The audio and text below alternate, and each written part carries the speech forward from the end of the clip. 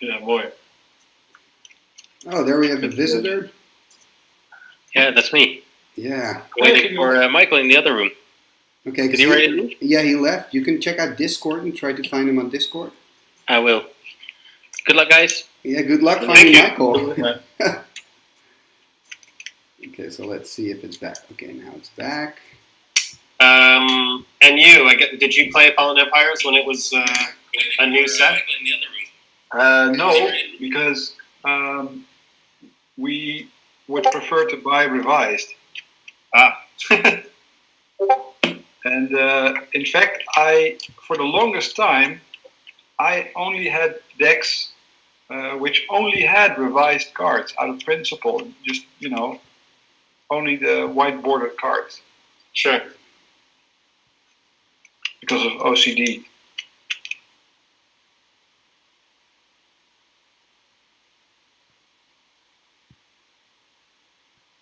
Okay, so here we go. I am all alone here doing the commentary. Maybe you're wondering, what am I watching? Well, you're actually looking at a Fallen Empires Constructed tournament. What we've done is, I believe we had 16 contenders in this Fallen Empire Constructed tournament. The rules were very simple. You just had to build a deck consisting out of 60 cards and, of course, a 15-card sideboard if you want to, but at least 60 cards in your main deck.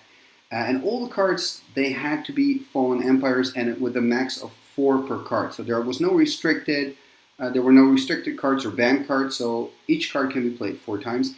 The only cards that you can play outside of Fallen Empires are the basic lands. So those are the only ones. And here we see actually the semi-finals. So Alex and Joop first had to be in the top 2 or the best number 3 in their groups. Then they had to play a quarterfinal match, and now they've reached the semifinals. So this is going to be a best of 3, and we will also be showing you the let me think here, the finals themselves. So it's going to be quite exciting. And I know that Alex is playing mono black. He's playing with the Thralls, and Joop is playing a mono white deck. So we also kind of have a color battle here. And of course, mono white has the Order of Lightbird, but mono black has the Order of the Ebon Hand. So it's going to be curious. And one of the strongest things about black, I guess, is of course the playset of Hymn to Turex. But don't underestimate the Thrall Champion. It's the only Lord in the set, so it's the only card that can boost a specific creature type with +1/+1. In this case, the Thralls. So let's see. It looks like Alex is on the play. And we're off. So here we go. A basic swamp hits the table. Looks like it's a revised one, so that's nice in the flavor. Also revised swamp here from Joop. And there's an Icasian Infantry, so that's a 1/1 creature for 1 white. Comes in with a Javelin counter. I should say the Icasian Javelineer, by the way, not the Infantry. And you can tap it, and then it can remove the counter to deal 1 damage to any target. Look at that. That looks like an early Hymn to Turek. Or, oh, it's not. It's actually a Thrall. I believe it's the 1/2 Thrall that you can sack, the Basil Thrall, for 2 black. And there we see the Order of Lightbird. That means protection from black here. So this is bad news for Alex. That means he can start swinging in next turn. And, please forgive me if I don't recognize a card or know the name of a card. Because, oh yeah, this card is, it's a 2/2 Thrall. When you attack and when it isn't blocked, Alexander can choose to sacrifice the Thrall to force Joop, in this case, to discard 3 cards. And so he's passing turn out and attack with the Order of Lightbird.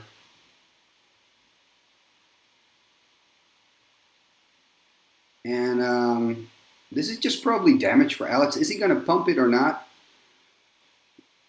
He's not going to pump it. He's just going to take 2 damage, going to 18, playing another Order of Lightbird. This is tough. Of course, I believe Alexander plays with IO Pile, so that's an artifact that can deal 2 damage. So if he can just draw into the IO Pile, he will probably be able to get rid of at least 1 order. But if he can, it's probably going to go very, very quickly. And remember, this is the first game, so we're playing a best of 3. And I know that Joop is playing with 3 Hand of Justices, by the way.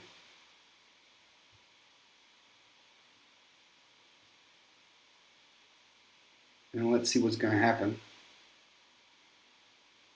Getting a nice message in here from another contender tournament saying, I only played against 2 colors, black and green. There are a lot of black decks, a lot of Thrall decks. I think I was the only player who played with blue, by the way, which is completely understandable because blue isn't the best color. Another Order of Lightbird. This is crazy. I mean, at this point, Alex, you need to just see this as a practice round. At least it's the first game. Because what can you do here? And I agree, Richard. White, I think, is maybe the strongest color. And tapping everything, we're going to see a Thrall champion. So actually, Alexander is actually not drawing all that bad. But the Orders of Lightbird are really killing him now. He's on 14 life at the moment. And Joop is still on 20. Attacking now. Is he going to sack his Icasian Javelineer? Oh, actually, he's got an Order of Lightbird protection from black, so he can just block the 3/3 Thrall here without having to take any damage. And then just take maybe 1 damage from the Basil Thrall. That's probably what's going to happen here. Ooh, interesting. And then he shoots him for 1. So dealing 2 damage with the Order of Lightbird. And then he uses his Javelin counter to deal an extra damage. That means he's dead in the graveyard. But what else could Alexander really do? It's an understandable move. It's a desperate move. I think he knows that it's going to be really difficult for him to now win this game. But remember, it's just game 1. We have 2 more games to go. Both players get this sideboard after this game, so anything can happen. And it is interesting to see, by the way, because Joop is not really drawing into any mana, but he doesn't really need more mana because he has those Orders of Lightbird. Swinging in for 6 damage, and remember, they've got protection from black. There's nothing that Alex can do here. So he's dropping to 8. And untapping. 5 untapped swamps and the ability to sack Basil Thrall for 2 more swamps. But, I mean, what can save him? He just needs Idle Piles. But if he had them, he would have played them already.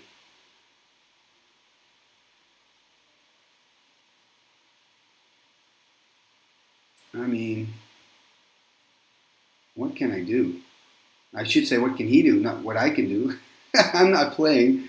I'm talking about Alex, of course. What can Alex do here?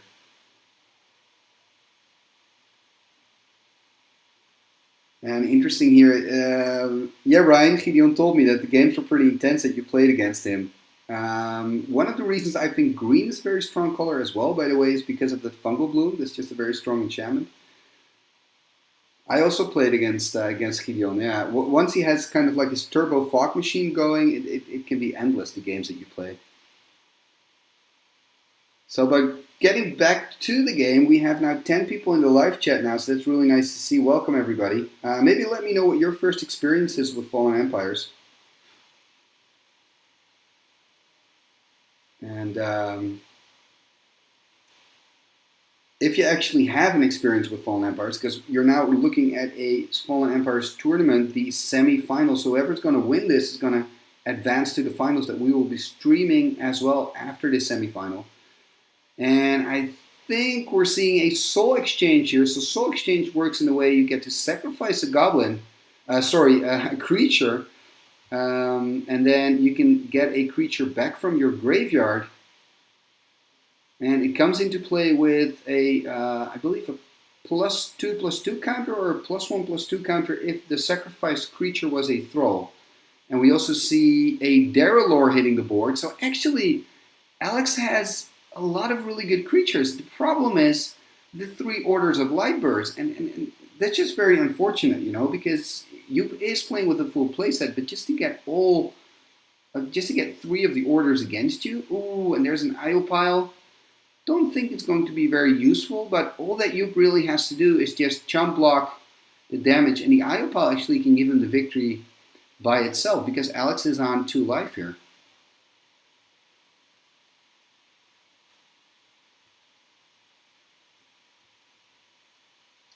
And attacking here with everything he has, just going to do a lot of damage. If I would be Joep, I would just jump block, to be honest. And I think that's what he's going to do. I mean, he's got a solid victory. Why take the risk by taking any damage? And this is it. This is game number 1. And we could say this was the Order of Lightbird game. And Joep is actually showing it. He's saying, listen up, I only got 2 planes. That's all I really needed, because I just kept drawing Orders of Lightbird.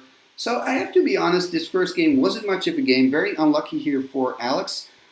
But we'll see. I mean, you know, this is just the first game. Nothing has been decided yet, so I'm just going to change the figures here. So as you can see, Joep now has 1 game. Alex has 0. And we'll just have to see what is going to happen. So both players are going to sideboard.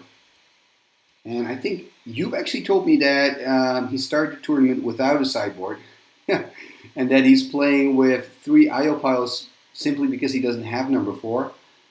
So that's quite nice. I do know that the interesting thing about his deck, so he's playing with the mono white brew, is that he's got an early game and he's got a mid game tactic. So early game is just, you know, your small little soldiers, your Occasion Javelineer, your Order of Lightbird, but also your Zealots, getting them out and just trying to put a lot of pressure on, and maybe even just killing your opponent just with those creatures.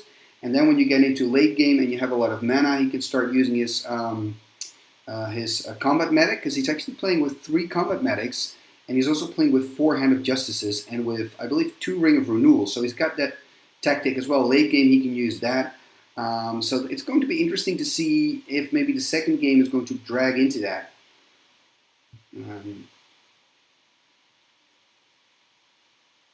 And to see if that is going to happen. Another thing he just told me, by the way, and it's interesting, he said with Combat Medic I can prevent damage, and I can prevent the damage from any source. So he can prevent the damage from the Order of the Ebon Hand. So despite the fact that it has protection from white, you know, he can prevent the damage from it. So that's quite interesting.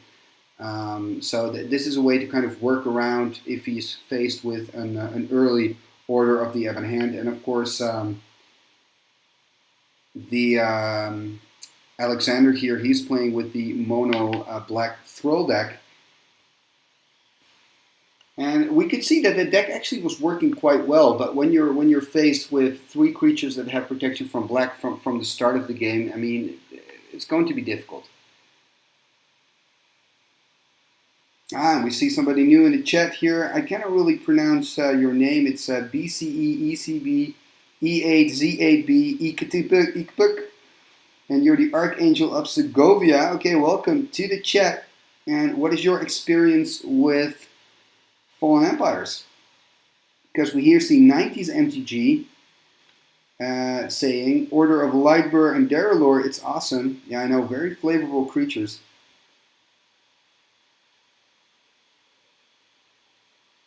Yeah, let's take a look.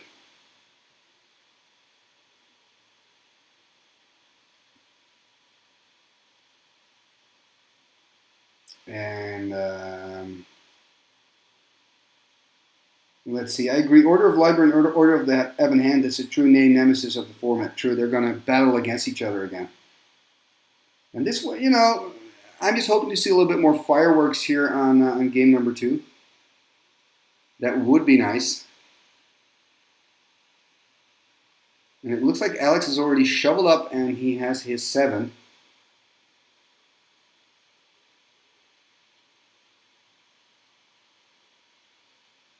And there he goes, playing the tap land. So it comes into play tapped. He can untap it, and he can tap it for black, or he can tap and sacrifice it for 2 black. So that's going to be interesting. We have 12 people now in the chat, by the way. Good evening, everybody. At least it's evening here in Amsterdam, where I am streaming from. Let me know what is your first experience with Fallen Empires. There we go. So Joep is off to a good start, and by that I mean he's got a 1-drop, a 1/1 creature here. I believe that is the Occasion Priest. It's a card for 2 white and 1. It can give +1/+1 to any target. That may sound really bad, but trust me, Late game, this card is a killer. And we've got Mix and Match joining the chat. Welcome, Mix and Match. And there we see a Hymn to Turak. And this is what Alex wants to do. Just early game, play those Hymn to Tureks. He actually told me in the interview we had beforehand that he is really, that his Hymn to Tureks really has helped him to win games. And we see Janssen. Hi, Janssen. Good to have you in the chat. And who is your favorite for this matchup? Are you going for the black deck or the white deck? The Thralls against the Soldiers. And in the meanwhile, by the way, we've seen the Hymn to Turek take out an IO pile out of the hand of Joop and also a mana. And is he now missing a land drop? He's missing a land drop. So that land that he had to discard with the Hymn, that was pretty crucial. And Alex is now tapping his lands here. And there it is, Order of the Ebon Hand. So Joop is already in trouble. Finding another priest. Cannot attack right now because of that Order of the Ebon Hand. And it looks like that maybe we're going to get another really one-sided game, but this time it's Alex who's got all the power. For the people that missed the first game, Joop, the player on the right with the mono white deck, won the first game with a bunch of Order of Lightbursts. But now the tables seem to be turned. There's an Armor Thrall from Alex, a 1/3 creature that he can sack to give +1/+2 to another creature, and it's permanent, it's a counter. And now he is attacking with Order of the Ebon Hand, swinging in for 2 damage. Joop is dropping to 18, but there's a bigger problem, and that's called a mana problem, a land problem. He needs to find lands. And wow, that Hymn to Turek did some business. Not just taking care of the IO pile, which is one of the best cards in the format, but also forcing Joop to discard a basic plains, and now he's really missing that second land drop. And he's just not drawing into any lands, it seems. Attack here again with the Order of the Ebon Hand, being able to pump it now, because for 2 black you can give it +1/+0. And is he pumping it? I believe he's pumping it, dealing 4 damage. That means that Joop is dropping to 14 here. And it looks like we're looking at another very one-sided game here if he cannot find any lands. And that means it will be 1-1 soon. But who knows? Maybe something happens still. He can now swing in and pump the Order of the Ebon Hand all the way up to 5, giving it +3/+0. Attacking now, and there's no way that Joop can block. For the people that don't know, the Order of the Ebon Hand has protection from white, so that's why Joop is in trouble here. And actually the trouble, ooh, finally a land, top decking a land here, tapping for 2, finding an IO pile, so that is at least an answer to the Order of the Ebon Hand. So that means that this is the last time probably that Alex can swing in here. Remember, there's no artifact or enchantment removal in Fallen Empires, so this is a Fallen Empires only matchup, so Joop doesn't have to worry about that. Of course he's going to swing in here.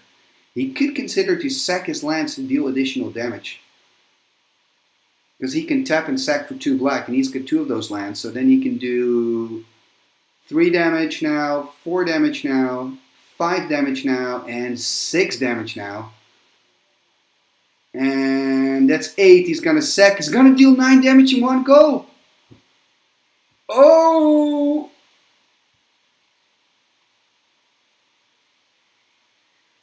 Wow.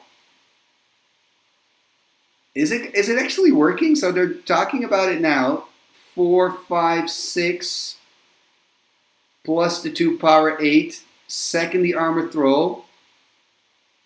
I think it works, to be honest. Or did I miss something? Oh, he's actually stuck on 2. Okay, so I guess I missed something. Let me count again. 3, 4, 5, 6, 7. Yeah. Joop, you're right. You're not dead. You're absolutely right. You're still on 2 life. You're not there yet. And now,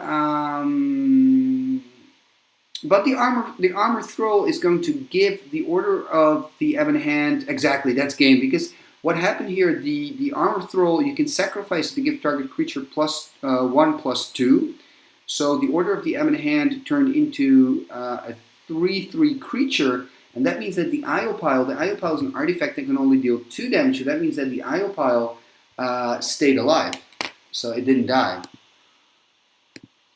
So we're going to have a look here. So it is a 1-1 right now.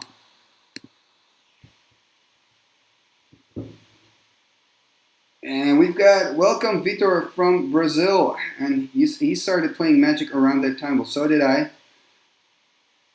And then we've got here Paralyzer Order of the Ebon Hand. That would be nice. But that's not in Fallen Empire. So this is a Fallen Empire's only format, this semifinals. And I think a lot of us started playing during the Fallen Empire era.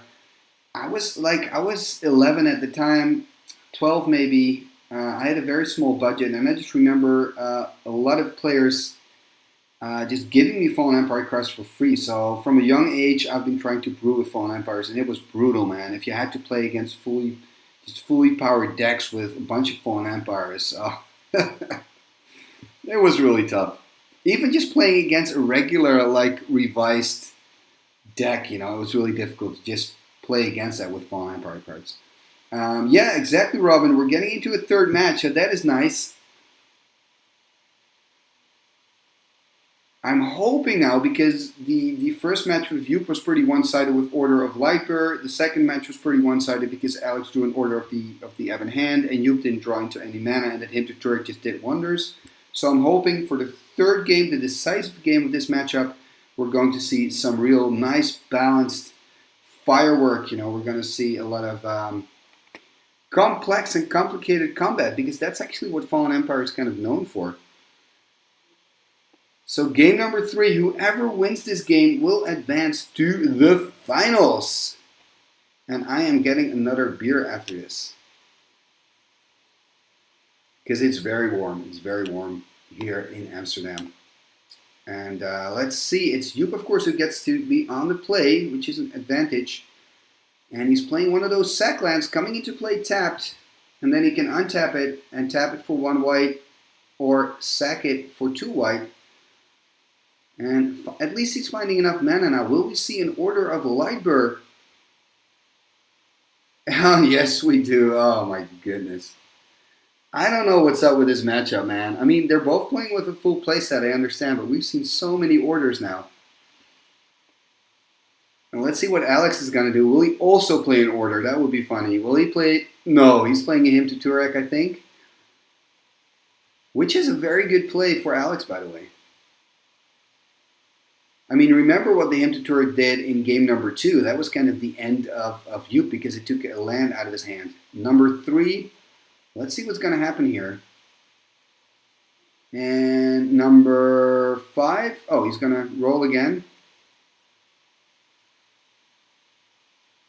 He just keeps rolling to high numbers. Number 3. Okay.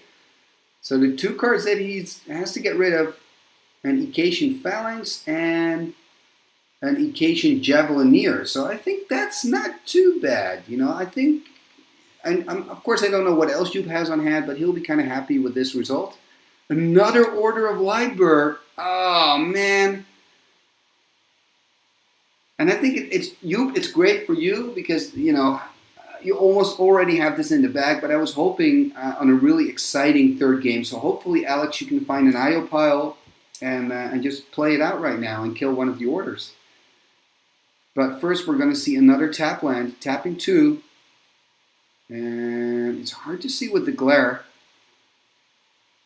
Let me know in the chat if you recognize that card, because it's too difficult for me to see. And there is an Icatian Javelineer from Yup and an attack here with both of the orders.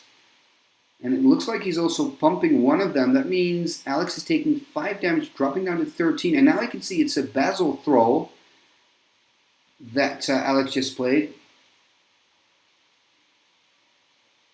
And playing another Swamp here. Alex needs an IO pile. At least one. Because that can buy him some time. Well, let's hope. 1 IO pile. Okay. Okay, that's good. That can buy him some time. Iopile is probably the best card because it can deal colorless damage and it can deal 2 damage to any target. So he's using it now to kill those Order of Lightburst because they've got protection from black. So that's something that Alex really needs to take care of quickly. At least he's being able to take care of one, but there's still one on the board. And remember, he can pump the Order of Lightburst 2 white for +1/+0. And this is interesting. He's attacking also with his Icasian Infantry. And I think he's doing this because he can give the Icasian Infantry first strike. And he can then kill the Basil Thrall with the Icasian Javelineer counter. And he's not going to lose a single creature. So that's actually a pretty nice move from Joop here. That means that Alex decides not to block. Going to drop all the way down to 8. And Alex, I'm afraid you need another Iopile. Or perhaps at least something like a Darrellor or a Thrall Champion to at least block the other creatures. Finding another Swamp here, tapping for 5. Probably going to play exactly playing the Thrall Champion. So again, actually, Alex, he's drawing pretty decent. The problem here, of course, are those Order of Lightburst and that early pressure that Joop is putting on the board here. Is he going to tap and play an Order of, or Hand of Justice, I mean? First he is attacking. He probably just wants to pump him up, pumping it up to 5. Wow. Alex dropping to 3 lives here.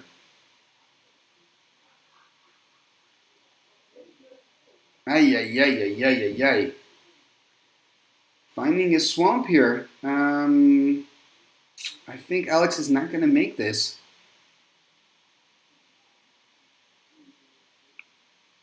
Oh, I like this. Eben Prater. If you want to go out, let's go out in style. Alex, man, I appreciate this.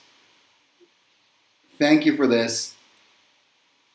And now he's attacking. He's doing what he can. I like this, man. This is Timmy Worthy gameplay. And Joop is actually taking the damage here. And I think both players know what time it is. I mean, Alex on 3, he can untap with the Order of Lightburst. Everything's, all the mana of Alex are tapped out. But how cool to your last play being playing an Eben Prater. I mean, I can only have respect for that, sir. And he's attacking now and gonna pump. And that's it. That's game. And that means that Joop is going to advance here. So Joop will advance with this white deck to the finals, and we have another semifinal going on. I'm first going to try to reach the players here and talk a little bit about the match, and then I'm probably going to switch over to the other semifinal. Let's take a look. Or at least not on time, so yeah. There we go. Yeah, you really just had to find that second Alapile to be able to make it, but didn't happen. So here we hear the players talk I about like the the match. combination with the Armor Frill against Adapiles. Yes, Armor Thrall is actually really good Yeah, in this format. I think so, yeah. Let's see.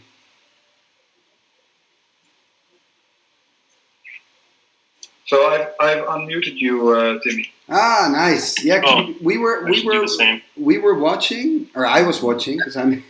But there are about I think 15 or 16 people in the chat, and it was unfortunately pretty one-sided, because you started Joop with all the Order of Lightburst, only having 2 lands though, and then you beat Alex, and then Alex you played at him to Turek, and Joop had to drop his land, his planes, and he couldn't come back from that.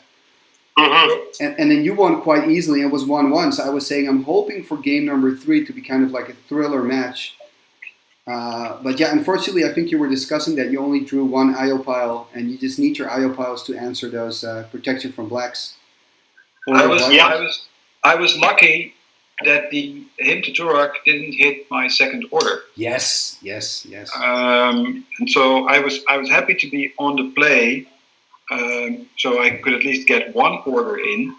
That was my thinking, get at least 1 order in before the hymn. And then the hymn came, and I just, I was really pleased that it didn't hit my second order. And they were really quick games. Like some of the quickest games I've seen. Yeah, this is the quickest match probably I've played all tournament. It's like... I played a couple of quick games because I have a sly deck with lots of 1 and 2 drops. Right. But the thing is, usually at some point you haven't got enough to ram through when you enter into this stalemate position. Mm-hmm. Because there's no flying, there's no trample, etc. Well, so only against the mono black, I have something to just push through. Congratulations. Sorry, I just wanted to say congratulations, Joep. We'll see you back in the finals. Alice, congratulations with the semifinals. I'm going to pop over to Gideon and Michael, who are probably still battling, because Gideon is playing some kind of turbo fog deck. So I think they will still be playing. So I'm just going to pop over to that room and show parts of that match, and I'll catch up with you guys later. Great. Well, good luck in your next match. Where can we look this? Yeah, thanks, man. It was a great meeting you and playing.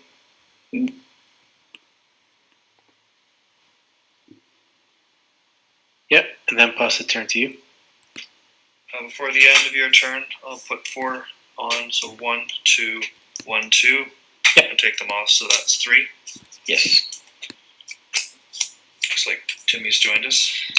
Yes, I've joined you because the other match is finished. So I'm going to... You can just put my volume down. And okay. What's the score, by the way? Is it 0-0 or? Of course it is. It's really still. Oh. Yeah. Okay, I'm gonna let you play and watch. Sounds good.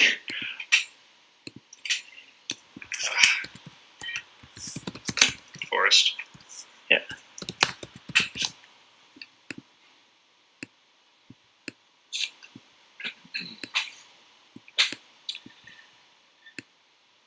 Alright, I'll attack with Thal Devourers 1 and 2 and Feral Thallid. Yep. I'm going to put 1 counter on my Thallid to put it to 3, and I have 1 Serpent token then. I'll put it in front of the Feral Thallid. Yep. And no other blocks. Okay, I'll sack 2. So that's 6. 6 in total. Alright, so I'm going down to 13. And I'm sacking this one, of course. So. Yep.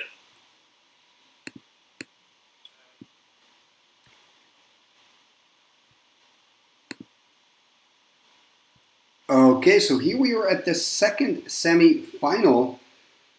And as we can see, it's green versus green. And look at all the counters on the board. Oh, man.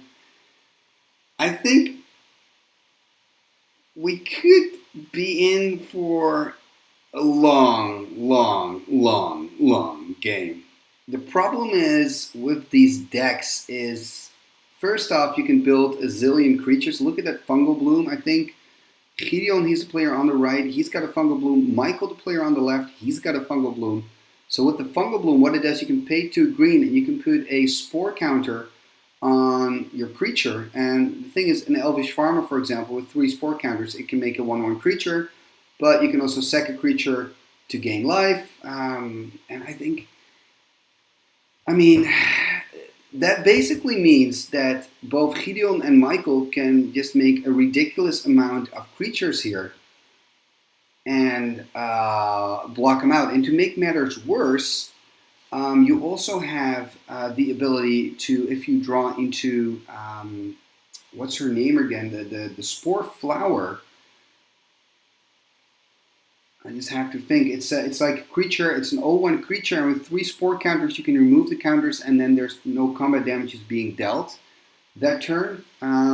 So that way you can kind of build a Turbo Fog deck. So in other words, it just can go on endlessly. I think that you do have a Thali that can deal 1 damage per 3 Spore counters. Let me just look it up right now. And if we look at the life totals, by the way, Michael's on 18 and Gideon is on 15. And you're right, mix and match. You will run out of place on their tables. It's just insane. And you can see here on the end step that Michael is just activating his fungal bloom, putting sport counters everywhere. And wow. Green against green here in the semifinals. Maybe the strongest color in a Fallen Empire only construction because you have no enchantment removal. So those fungal blooms that can keep making spore counters, you cannot get rid of those. And I think the creature that's probably gonna decide the game, I'm trying to look it up here, is the Thorn Talit. Excuse me, the Thorn Talit is a 2/2 creature, and you can remove 3 spore counters from it to deal 1 damage to any target. So that's really the only kind of breakthrough I can see here for both players. What else are you going to do? And we see that Spore Flower, by the way. So Fungal Bloom is the enchantment. Spore Flower is the 0/1 creature. And I agree. It does look awful because I think this will go on forever. Let me know in the chat if what way out do you see? Because I see Ryan, you say thorns or a monk needed to push through. Can you maybe elaborate on that? What you mean? Do you mean you probably need the Thorn Talit, right, to push through? And the monk, of course, you mean the druid that can make the lands into 2/3 creatures.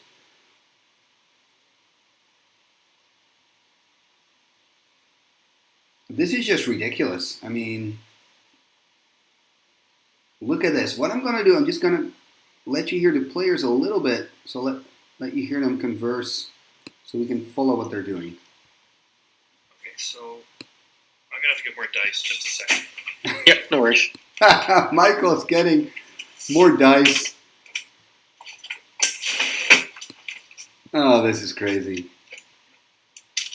This is Fallen Empires. This is Fallen Empires. Sounds good. Oh my goodness. Still having fun over there? That's 13. So we're trying to find the right 14. level for their volume here. And he's counting. Goes to 3. He is counting. These. Okay, I think that's right. Yeah, I agree, Jan. So they have to run out sooner or later, but this is just an insane board state. But on Michael's side, by the way, I don't really see an Elvish Farmer, because the thing is, Elvish Farmer could be decisive here. Because you can sack a Thalit creature, a 1/1 Thalit, for 2 life. Yep. I'll put Look at that, he's attacking counters again. on my Spore Flower. And Okay. to prevent the damage. And he's going to use his Spore Flower to prevent all the damage. And yes, this is game 1.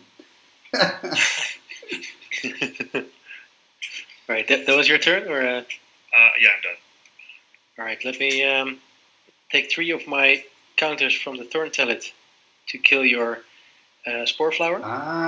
Look at that. So he's killing a Spore Your turn, Flower. Spore. I think, to be honest, because Gideon is I'll, the only one with it's still Thorn your turn. Talit, That's okay. he is a I'll big put, favorite in this 2 first game here. counters on my Thorn Talit. Then I'll take my turn. The thing is, Thorn Talit So is this one goes back to direct 3. damage. That's all you 2, really need to know. And when you've got direct 2, damage in a format like Fallen Empire, you're golden. 3. You're gold. No matter how So bad the I'll direct remove this damage one, is or I'll what just restrictions one. there is on the direct damage, you're This one golden. goes to 4. And Then hey, welcome Joe to the chat. He's saying a way out would be if there was a Wrath of God or Armageddon. Jeez. In Fallen Empires, this game is going to be long. I agree, but I think the Thorn Talit is How many maybe going creatures to do you help us have? get through here. It's insane. In my graveyard? No, just in total. Yeah, you have 2 in your graveyard. Yeah, so 3 tapped, and then 1, 2, 3, 4, 5, 6, 7, 8, 9. Okay, so those cards or Thalids. Okay, now I understand. So he's That's got powerful. Alright. 8/1/1. Or else tokens. it will not happen. That's Let not me that see bad, what will actually. happen. I will kill your Thalit with 3 This of my one? counters. Yeah. Interesting choice here is killing you the have- Valet. Use 8 of those suckers. And So I have Gideon 20 is counters. Looking at what So he can that do. means I can kill only 6 of them.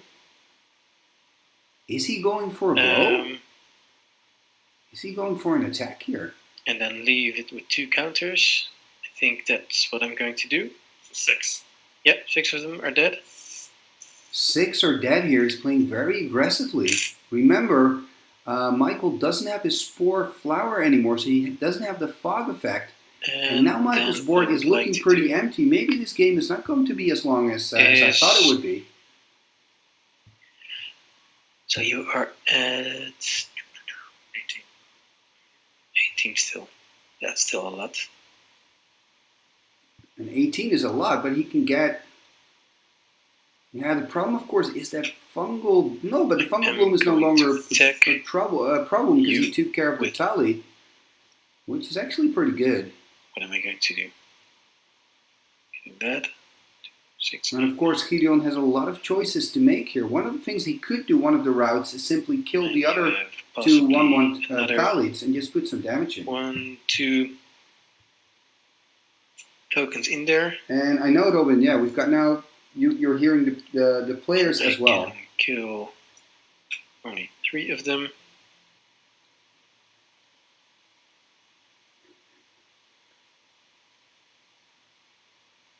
The reason I did this is so we can kind of hear the reasoning.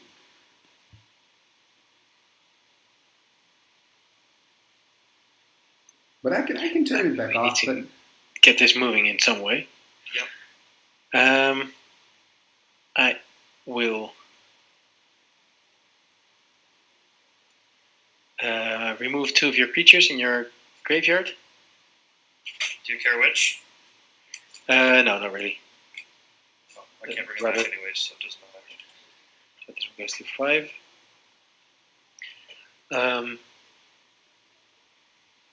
making another Talid here, another 1/1. I will. I'm a bit too scared right now. So I'll play another Balm of Restoration. Another Balm. You don't need and that. Go into 3, 4. Pass the turn to you. Oh, really? I expected him to attack, to be Okay. honest. For But the end of your Gideon's turn, deciding I'll not to put attack. 2 on each. Yep. Create 2 saplings. Untap. Instead, he's allowing Michael to create some more saprolings.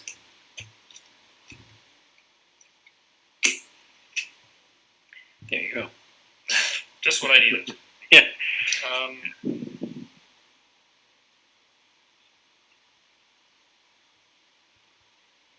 Alright, I'm going to just keep attacking. Of course. I'm going to block only the Feral Talid. Okay. And gain 2 life out of it. So I'm going to 17. And then Okay. not block the other 2. So it's interesting here what he's Okay, let's doing. act He's 2, blocking with that's his Talid. 6. 6. Alright, so I go back to 11. That's true. I can put 3 counters on my Thorn Talid, so it goes to 5. And tap 6. And okay, so now I have a little bit of more insight on the game here. So I've muted their voices again, their outputs. So basically, what happened, which is quite nice, when you have the Elvish Farmer, you can say, I'm going to block with my Talid, and before damage is dealt, but blockers are declared, I'm going to sack it to gain 2 life. So that means you've blocked a creature and not taking any damage. But instead of just losing a creature on a chum block, it's actually going to give you 2 life in the process. So that's quite nice. And it's going to be interesting. It's not... the situation is not as bad as it seemed when we got into this match. And look at that, using the Druid now, I think. And what the Druid does, you can make all your forests into 2/3 creatures, so he's going to swing in with his entire army. And it probably means the end of the road here for Michael, at least for the first game, that is.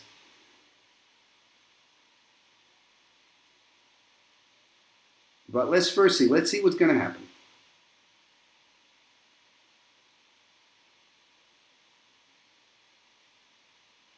is he going to attack with all of them? Of course, Michael can use the Fungal Bloom 1, 2, 3, 4, 5 times to make 2 more Thalites to block with, but 2 more, that's not really a lot. And so he's attacking also with, I believe those, in the corner you see the green sleeve, I believe those are 4 1/1s. Oh, bam! We see a Spore Cloud, and that is a good play from Michael. Your Spore Cloud is a Fog from Fallen Empires, 2 green and 1, and it means that you don't take any damage that turn, and it also means another thing, the creatures do not untap the next turn, so they remain tapped. Interesting factor is that he attacked with his forests that have turned into creatures, but they'll turn back into lands at the end of turn, so I believe that they will untap as normal next turn.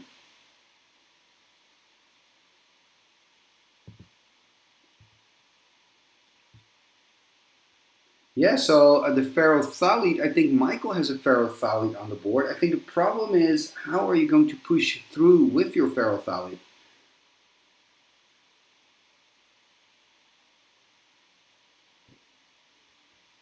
That is the problem here. And I think they're having a discussion right now about the Druid, whether or not the lands untap. If somebody in the chat knows, I think actually that they do untap because they turn back to lands at the end of turn. So they are no longer creatures. But I've been wrong plenty of times. So let me know in the chat if you know what's going to happen. So what happens if you used your Druid to turn your lands into 2/3 creatures, attack with them, and then your opponent is playing a Spore Cloud and they do not untap? What happens? If you know.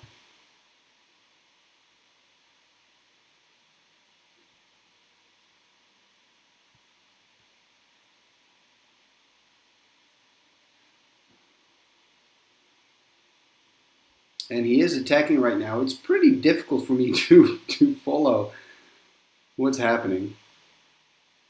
I mean, Gideon is on 11. Michael is on 18. Michael has just declared his attack, and we do see him untap. I think that is the correct play. I'm assuming both players looked it up. It's not every day that you're playing with these cards. I do believe that those 1/1 creatures should remain tapped, though.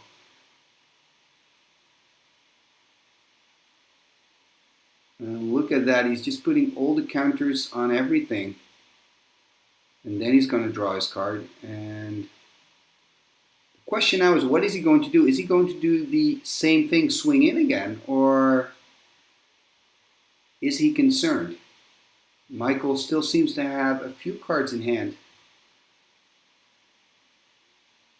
And I do believe, actually, that those... If they're, I think they're 1/1 Thalites, that they should remain tapped, to be honest. But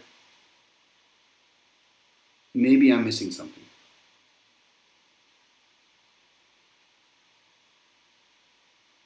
And he's counting again, so he's tapping his lands here.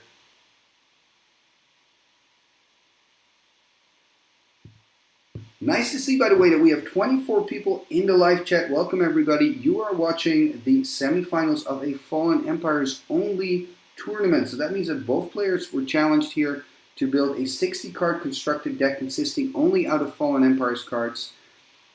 And that's what we're doing. The only exception here are the basic lands. So the basic lands can come out of different sets.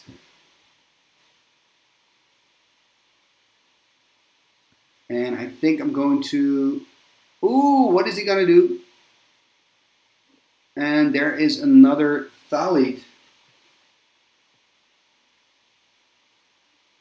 And I'm just going to look that one up. It can also make Thalits, and I think you can also sack Spore counters or a Thalit to boost your army, to give every Thalit +1/+2 or something. I just have to look it up. It's the Thalit Devourer.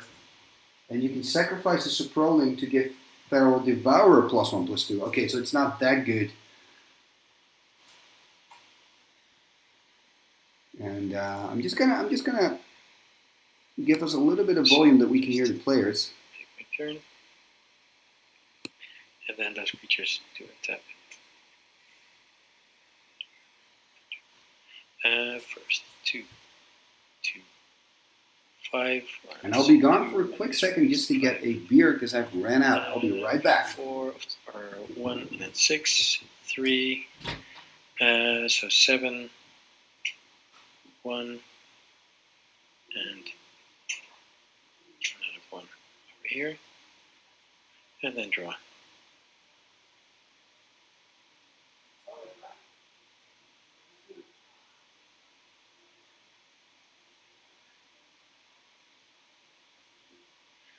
Well, another forest.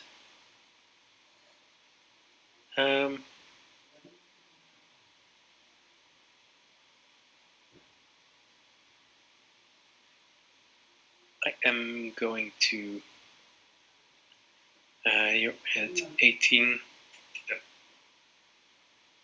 Tap to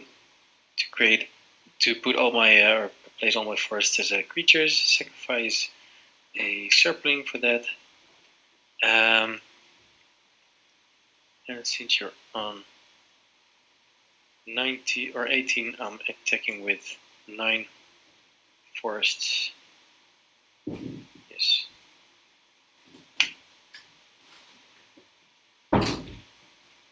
Okay. So I will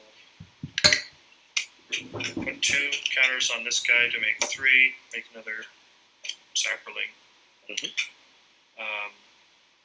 And then I'll block I one agree, of mix them, and match. I Fell need a lot Devour, of beer sacrifice to them, get me through this game. and block 3 more. Let me know what you guys are drinking, by the way. I'm And I take drinking 10, is that right? Barbo beer. Correct. It's a beer from Suriname. And then it's your turn. And I also got nuts. Turn, I'll put 1 So I'm well prepared for this. I'm a pro. this guy here. Alright.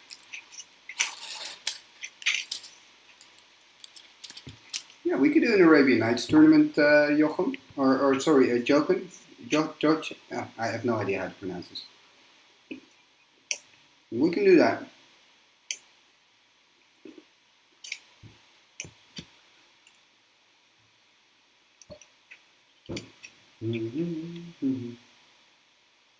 If I would play definitely with Desert Nomads. Forest. Yeah. Spore flower. Oh, look at that! He's found a spore flower. But of course, Dion can just kill it. I'm killing the spore flower. Exactly. There we go. Spore flower is dead. Then take the turn. 3, Robin, 3, 2. Robin, you're drinking tap water now. You can't do that, man. We're in the same time zone. You can drink a beer. I have another forest. Ryan is drinking coffee. I think I get that because in the States it's still like what? Yeah, I'm going to do the same. Well, it depends on where you are in the So States. I have 2 forests. I'm going to sack one of my saplings that I'm creating here.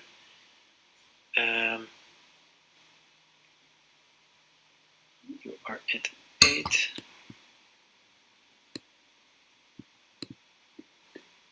Are we going to see this decision now, by the way? I have 10 of those. Peroni. I like Peroni. No, him is not restricted. It's we have no restrictions in this format, so you can play with 4 hymns. But it's a good card still, but not as good as you think. You're on the job, Robin. Okay, that's good. Stay sharp. 3, 4, 5, 6.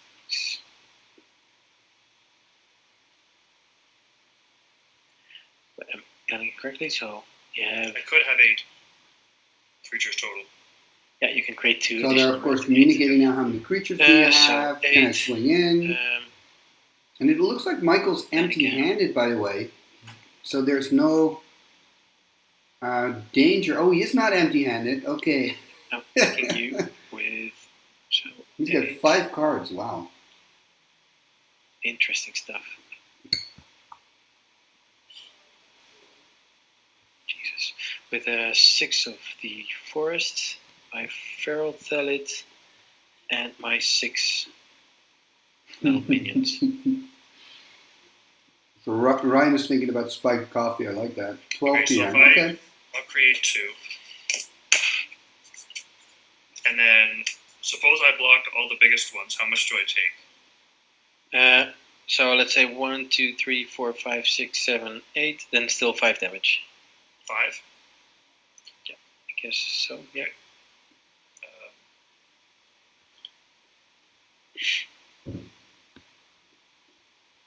Yeah, I mean, I can't win. I don't have any fancy tricks.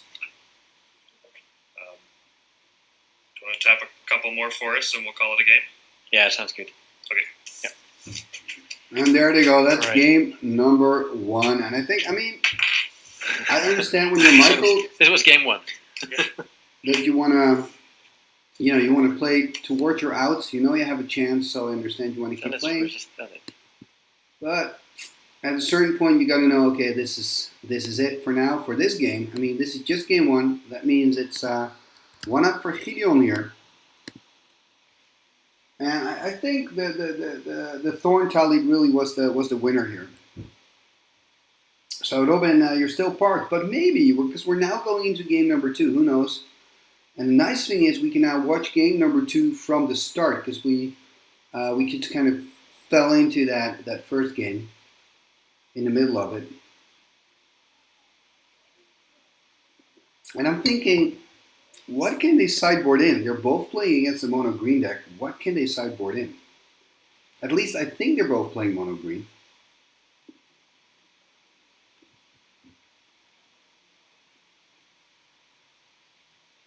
I'm not 100% sure.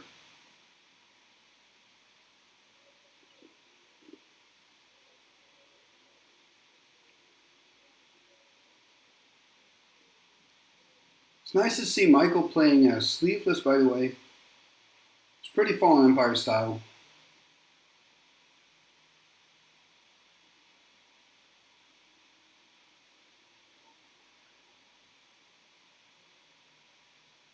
Well, Joe, the reason that, I'm not saying him is bad. Him is still a very good card.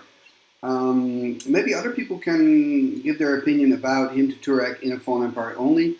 With Fallen Empire only, you just don't have as many big key cards in your deck that you don't want to lose, and tempo is less important in Fallen Empire. But, I'm saying this now, and that's not always the case. We just saw another semi-final where Alex played him, and his opponent Joop had to discard a basic plains, and that led to him having huge land problems. So, him is still good.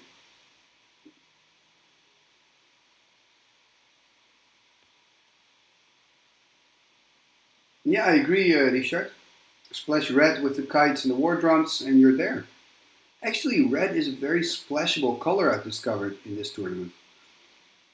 Dwarven Catapult, 1 red and X, and you've got, as you say, the kites making something flying is the same as unblockable in this format, and the drums give all your creatures menace. Both players starting with a Thalit, by the way, and a turn 2. What is this? What am I looking at here on Michael's board that turn 2? Oh, of course, an Elfish Hunter. And there we see another Thalit here from Gideon. Tapping 3, and there is the Thalit Devourer. I think in this matchup, a Thorn Thalit is way more valuable than a Devourer. He's probably playing that as well.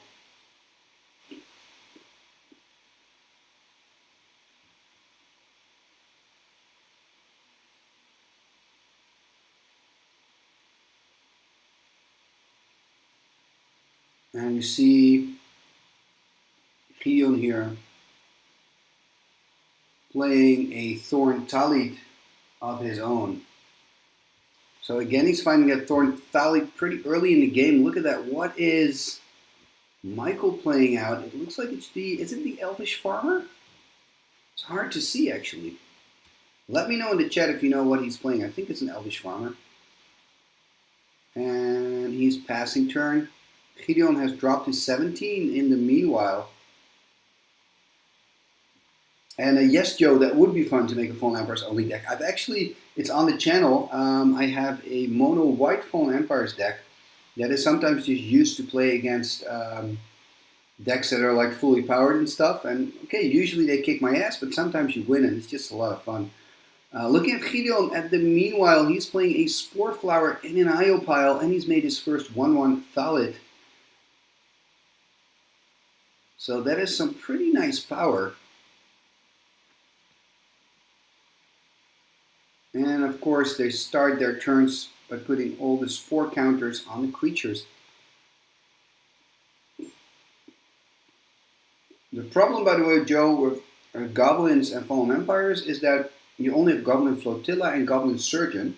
Still, you've got 8 Goblins, and Goblin Warrants is insane, I agree.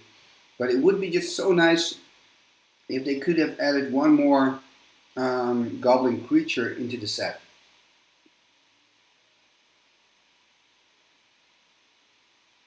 And there's an attack. And Gideon has dropped to 15. And I think Michael is now really trying to put some more pressure on Gideon, knowing that he is a player that needs to win this one. And every life, every damage can count here in these long, grindy matches.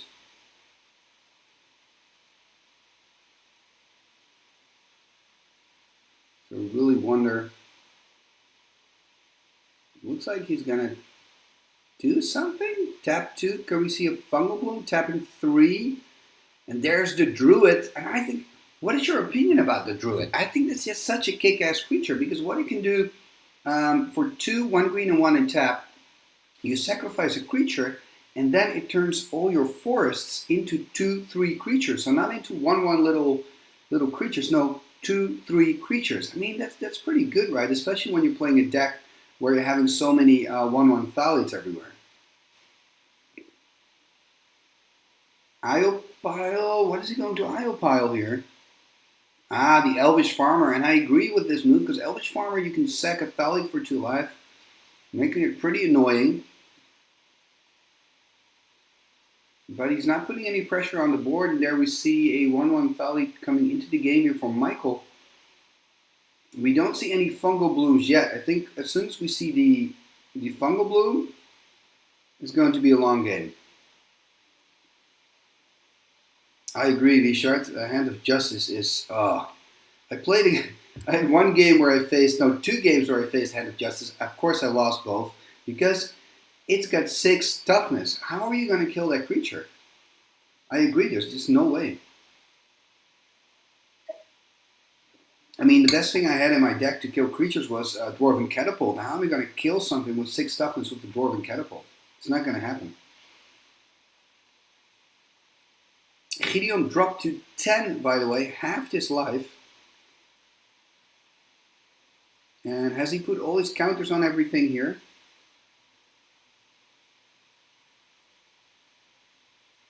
He has. He's passing turn again to Michael.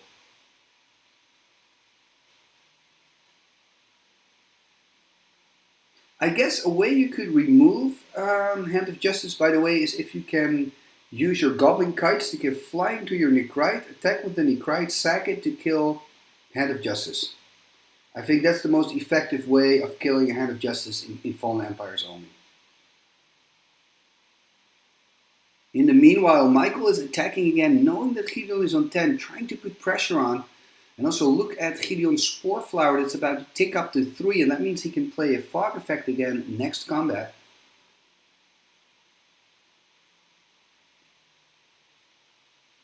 And he can also use his Elvish Hunter here, by the way, to keep his Druid tapped that he just used. So using his Druid to make his lands into 2/3 creatures, and he wants to use them to block the Thalid Devourers. Now remember, Thalid Devourer has this unique ability where it says 0 sacrifices a Proling to give it +1/+2 until end of turn. So if he decides to block one of the Thalid Devourers, I would block it with 2 lands. Oh, look at that, he's doing a double block with a land and a Thalid token on a Thalid Devourer, it seems, and blocking the other one with 3 lands. And he's doing exactly what Gideon probably already expected. So he's sacking a Thalit or a Saproling to give +1/+2 to the Thalit Devourer. And that means that he's going to lose his creatures, but Gideon is also losing 2 of his lands that he used to block with. And I see someone's Googling for Hand of Justice. It's a good card. Well, welcome to the land of fallen empires. You'll like it. There's a lot of interesting things. Look up Conchhorn. I think Conchhorn is really an underestimated card. And the Elvish Hunter is now being used by Michael. What he can do, Elvish Hunter, is pay 2 and tap to keep target creature tapped. So that means that the Druid is not going to untap. And the thing is, Michael will have to keep paying a green and a colorless every turn. And it's quite exciting here. There's more action in the second game. At least it feels like that than that we saw in that first game. And even though Gideon is on 10 and Michael is on 20, it really is looking much, much better now for Gideon. Also because of that Thorn Talit that now has 4 counters on it. He can take 3 counters away and deal 1 damage to any target. Remember that. So that means that he can take care of one of the Elvish Hunters. And I think he's going to declare an attack now. Which makes sense because Michael only has 1/1 creatures. So he's attacking. He's going to double block. In response, he's going to kill a creature.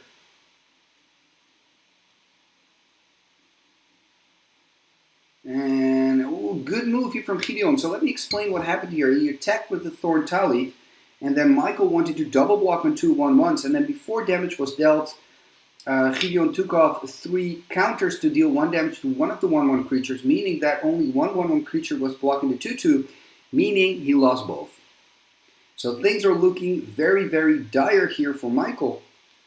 But he's still on 20, so maybe he can fight his way back into this game.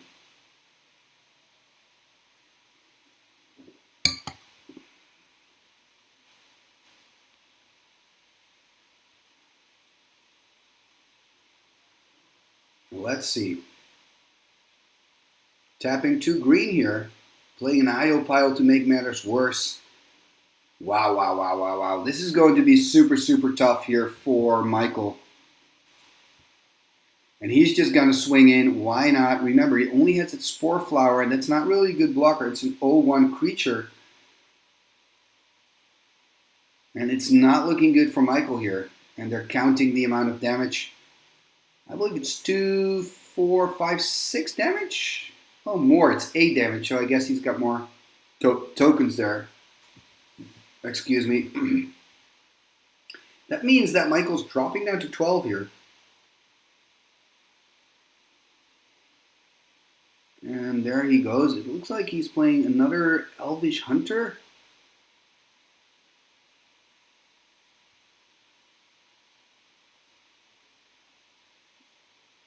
And oh, he's not playing an Elvish Hunter. He's playing a Night Soil, and the Night Soil is an enchantment. You can pay 1, remove 2 creatures from a graveyard, and get a 1/1 creature in return. So he's played a Night Soil, activated it twice, so removed 4 creatures from his own graveyard to get 2 1/1 creatures, and that's actually not too bad. I mean, it isn't great either, but at least it'll buy him some time. He's still on 12. And he just needs time now. He needs time to get back into this.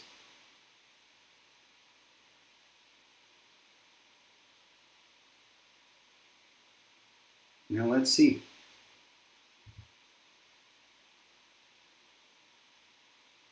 And attacking here with everything again.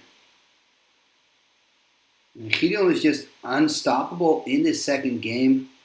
Interesting because we saw Michael being more of the aggressor at the start of the second game, but Gideon really took over, and I just feel like that those Thorn Talits are just incredibly strong here. And more damage here for Michael, dropping down to 4.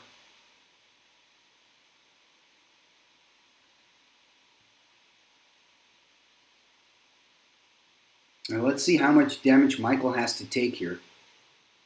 Obviously, he had to block with his 1/1s just to stay alive. He's going down to 4 life here. And, I mean, how can Michael survive this, really? His Spore Flower is ticking up to 2. Playing a Forest. That's not what you're looking for at this stage in the game. He's going to use his Night Soil again to make some more 1/1 creatures. Now remember, he can also use the graveyard of his opponent.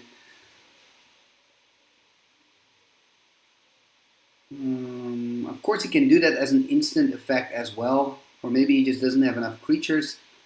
The thing is, with Night Soil, the text, the rules text changed on the card. It used to say, just take 2 creatures out of any graveyard, make a 1/1, and now it says, take 2 creatures out of a graveyard. So you have to take 2 creatures out of the same graveyard. You cannot combine a creature from player A and a creature from player B, graveyard, and then have a 1/1. So it doesn't work like that anymore, unfortunately. And there we see a Spore Cloud. So, I mean, Michael is at least buying some time. He is putting up a fight, which is understandable because we are here in the semi-finals. The winner of this game is going to go to the finals of the Fallen Empire 60-card constructed tournament, and we will live stream that as well after this match. Let's see, there's an IO pile.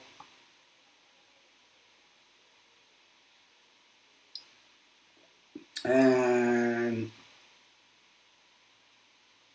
let's see, what can he do? Is he making some more Thalites? Again, there's so many counters in these green decks. It's crazy. Drawing a card. Don't forget to untap. Of course, they don't untap because of the Spore Cloud. That is pretty sweet. Maybe he can use his Druid to attack. That is exactly what he's going to do. He's going to use his Druid, attacking it with 4... Oh, with 3 2/3 lands and 2 1/1s. Now let's see what's going to happen. I'm actually not sure what is happening. He's using his IO pile to take care of the creature. I'm not sure what creature. I think of the Thorn Tallit, so Thorn Tallit's gone. And he's using his Night Soil again to make Thallits for himself. So he's got a 1/1 Thallit.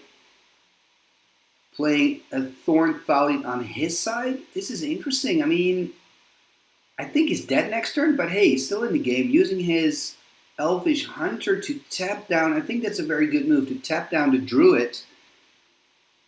And he's using the IO pile to deal 2 more damage. No, actually to kill a creature. He's killing the Elvish Hunter. Untapping his army now. This is interesting. I don't think the Druid gets untapped, to be honest. I don't think it gets untapped. Exactly. I think it stays tapped. Next turn it'll untap because it already was on the stack. Oh yeah, Spore Flower happened, of course. Spore Flower. Thank you, Ryan. Yeah, Spore Flower. I actually played against Gideon with my deck, and I won. And one of the reasons I won was a Dwarven Catapult that took care of both of his Spore Flowers. And I have to say that was a really, really, really, really nice feeling. That was one of the better matches I've played with my deck. And we see Gideon going in now.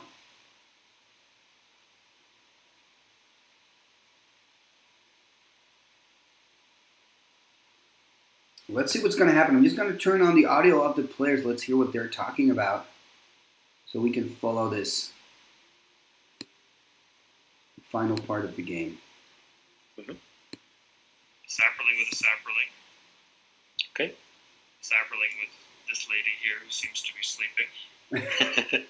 And I think I take 3. So what I'll do from the sapling that you used to for the Spore Flower, so this one goes to 3. I'm going to pump my Devourer.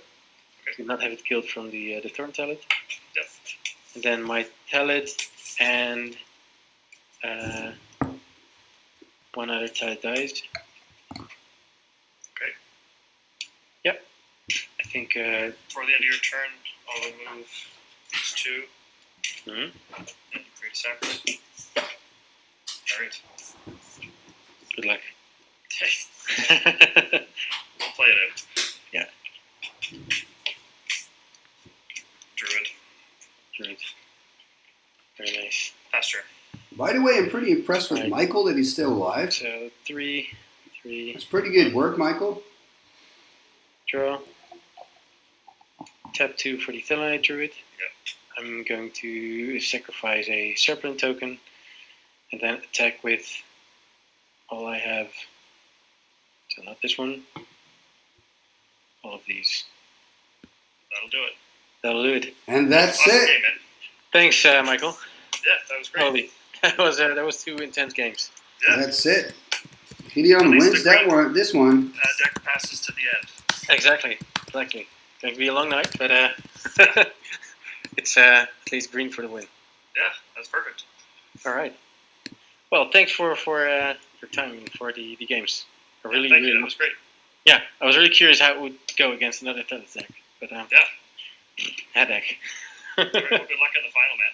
Thank you so much. Talk to you again soon. Okay. All right. Bye. So let's have a look here. Gideon, you're gonna advance to. Oh, Gideon's gone. Yeah, Gideon's still here. Hey, Hey, you're gonna advance to the finals, right? You're gonna play against you. sounds good. We'll reach the finals. Let's do it. So will we reconvene in Brothers War? Sounds good. I'll be Okay. there in a second. Oh, one comfort break. Yeah, of And- course. Yeah, go ahead. Yeah. All right. No worries, no rush. Okay, see you in a moment.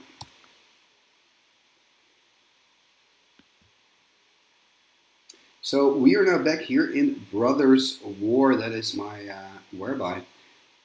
And let me just get my act together. I'm just going to have a small break here. We'll be back in, I guess, about 15 minutes with the finals. So stay tuned and we'll be back with the finals. And that is going to be mono green against mono white. Who will win? Who will be the Fallen Empire Guru?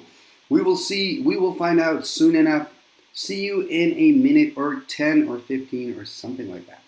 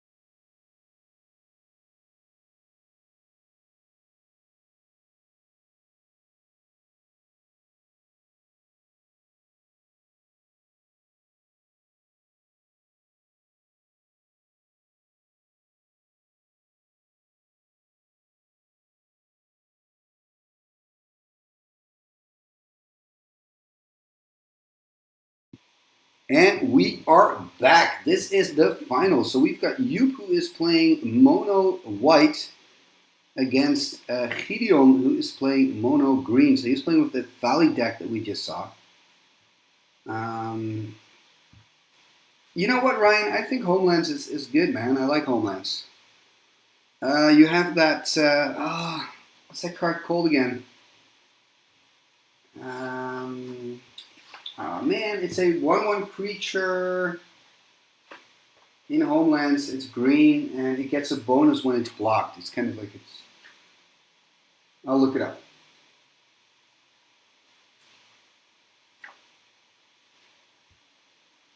Ferrets. That's the card I'm talking about. I'm not sure why we're discussing this now, but Joven's Ferrets. That's a card I want to play with if we're going to play Homelands. Yeah. the chimes, that would be cool. I guess we will have to ban that card if we're going to do Homelands only. We have to ban the chimes. But let me know in the chat, who do you think is going to be the favorite to win this game and win here the Fallen Empire tournament? Do you think Joop is playing mono white, or do you think Gideon, who's playing mono green? We have two very tribal decks here taking it on against each other. And there we go. We have an Icasian Javelineer. So that's a good turn one for Joop here. And though we see a Thalit for Gideon, maybe he doesn't want to because he knows that the Javelineer can kill it. And that's kind of the nice thing here for Joop, is that the Javelineer has a lot of targets against this specific player. And playing the Order of Lightburr. Again, the Order of Lightburr. Look at that Fungal Bloom by Gideon, one of his stronger cards. Remember, there's no enchantment removal in Fallen Empires. And we see here that Matthew thinks that white is going to win. Richard thinks that white's going to win. Probably because of the aggression, right? There's just a lot of early gameplay here for the white player. And that's exactly what's happening here. Wow, look at that. This is a great start for you. Another Icasian Javelineer, another Order of Lightburr. And we've got Baron Nick in the house. Welcome, Baron. And wow. This is going fast now for Gideon. I mean, it's his turn. He's got to do something here, but he's also looking at two Javelineers. So remember, if he plays, for example, a Thorn Talik now, which usually would be an excellent 3-drop of Fungal Bloom in play, he's just going to lose it. He's going to kill it probably with the Javelineers. And, ooh, there we see that card. That's a Thalit. No, not a Thalit. It's a Druid.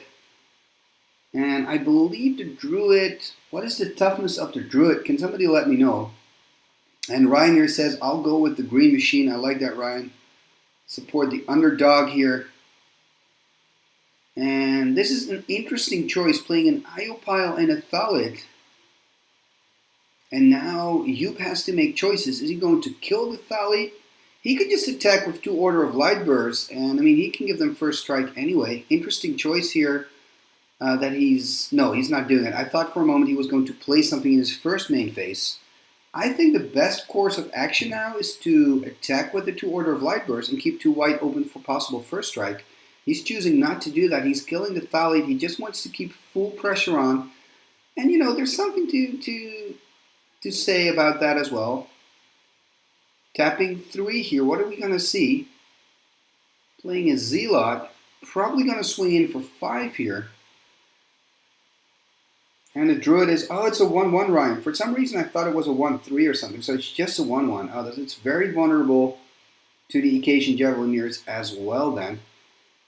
I think Icasian Javelineer is just an all-star in this specific matchup.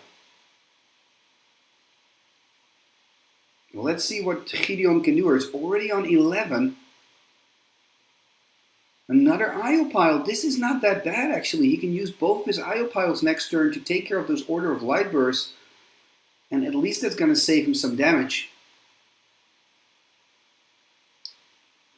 Attacking now with everything. Probably going to use the Iopiles on the two Order of Lightburrs. That means he's going to take 4 damage. Going to drop here to 7.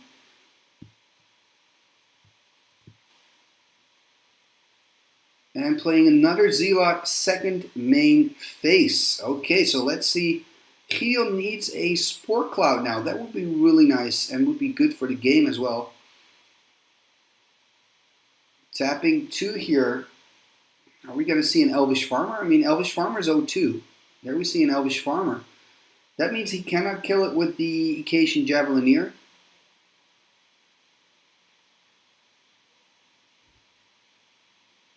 Actually, it's not. It's a Night Soil. Sorry, I looked at it wrong. It's a Night Soil. He can use the Night Soil. It's an enchantment. He can use Night Soil for 1 to remove the True Orders and get a 1/1 blocker.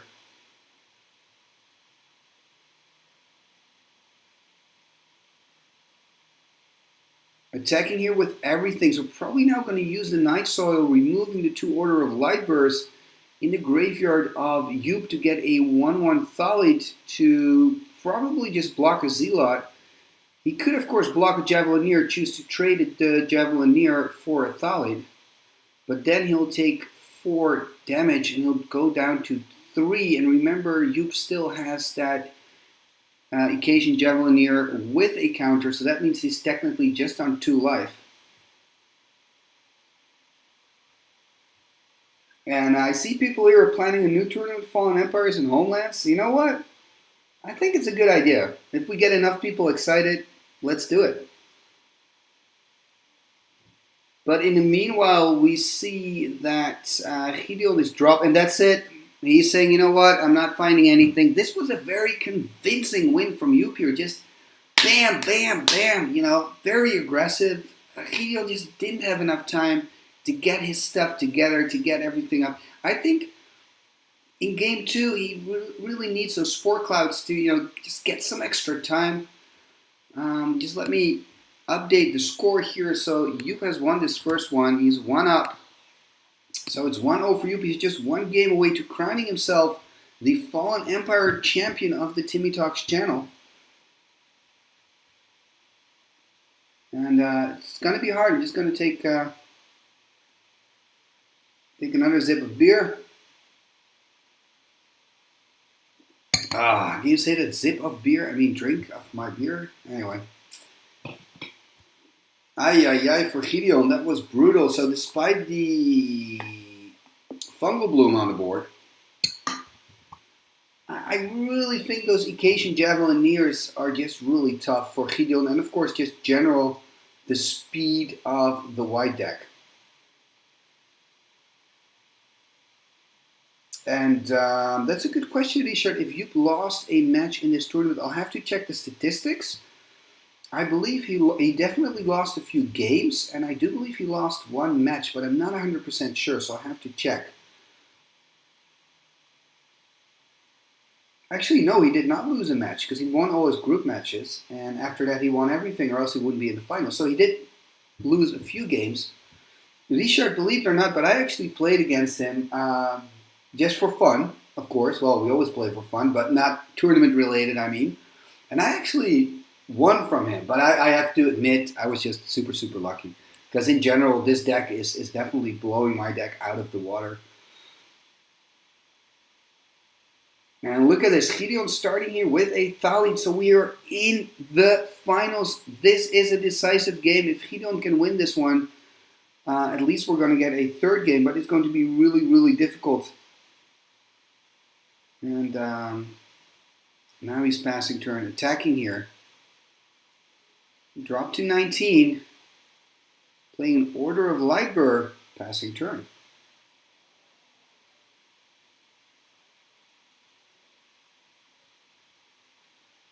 And at least this is a better start for Gideon. He has and the Fungal Bloom, and now a Thorn Talit.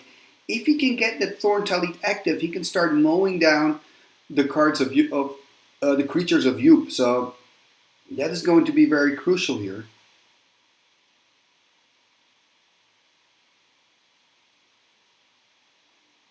And I don't think this is over yet. I don't think it's over yet. It was a convincing win by Yoop in game 1. But you know what? This is game 2. We started over again, and it's looking good for Gideon. He's taking some damage, but remember, the longer this game takes, the better for Gideon. Although I'm saying this and I'm thinking Hand of Justice, so that's not entirely true. But Still, in this particular case, it's good if Gideon can get a few more turns and get that Thorn Tallied fully functional. He needs land drop number 4 here. And look at that, it's got a nice 1/1 blocker. That's always good. It's going to save you some damage. Maybe if you have the right timing, you can even kill a creature. Who knows? Land number 4 would be so sweet because that would mean he can use the Fungal Bloom twice for 2 spore counters on his Thorn Tallied and deal 1 damage.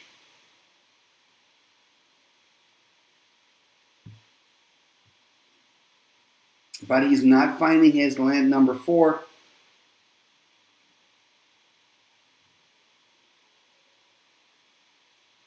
And this is going to be interesting. Also to see what Gideon's going to do. Is he going to use his Tally to just jump? He's still in 17. He doesn't have to. And, I mean, we know. Joop is probably just going to attack with his 2 Order of Light Bursts. Why not? They're made for the offense. And remember, he can give them first strike. He's actually attacking with everything. Interesting choice here because Gideon could block. Oh, yeah, Spore Cloud. This is a great move here by Gideon. Remember, Spore Cloud is not just a fog, it also keeps the creature of your opponent tapped, and Joop is actually not playing out anything. So there's apparently nothing in his hand that he can play out at this point. This is great news for Gideon here. He can attack, and he can use his Fungal Bloom, use his Thorn Tally to kill one of the creatures. I mean, I would go for it. Playing a Night Soil. Night Soil works so well with the mowing down of Thorn Tally because you're killing creatures of your opponent and then you can use those creatures again to make 1/1 creatures for yourself. Passing turn, you're keeping 2 forests open to activate that Fungal Bloom to add a Spore Cloud or a Spore Counter, to the Thorn Tally. Look at that Ring of Renewal. This is a super strong card in Fallen Empire. This will allow you to draw into answers and solutions for his problems. And remember, his creatures remain tapped because of that Spore Cloud. Maybe that Ring of Renewal can kind of get him back.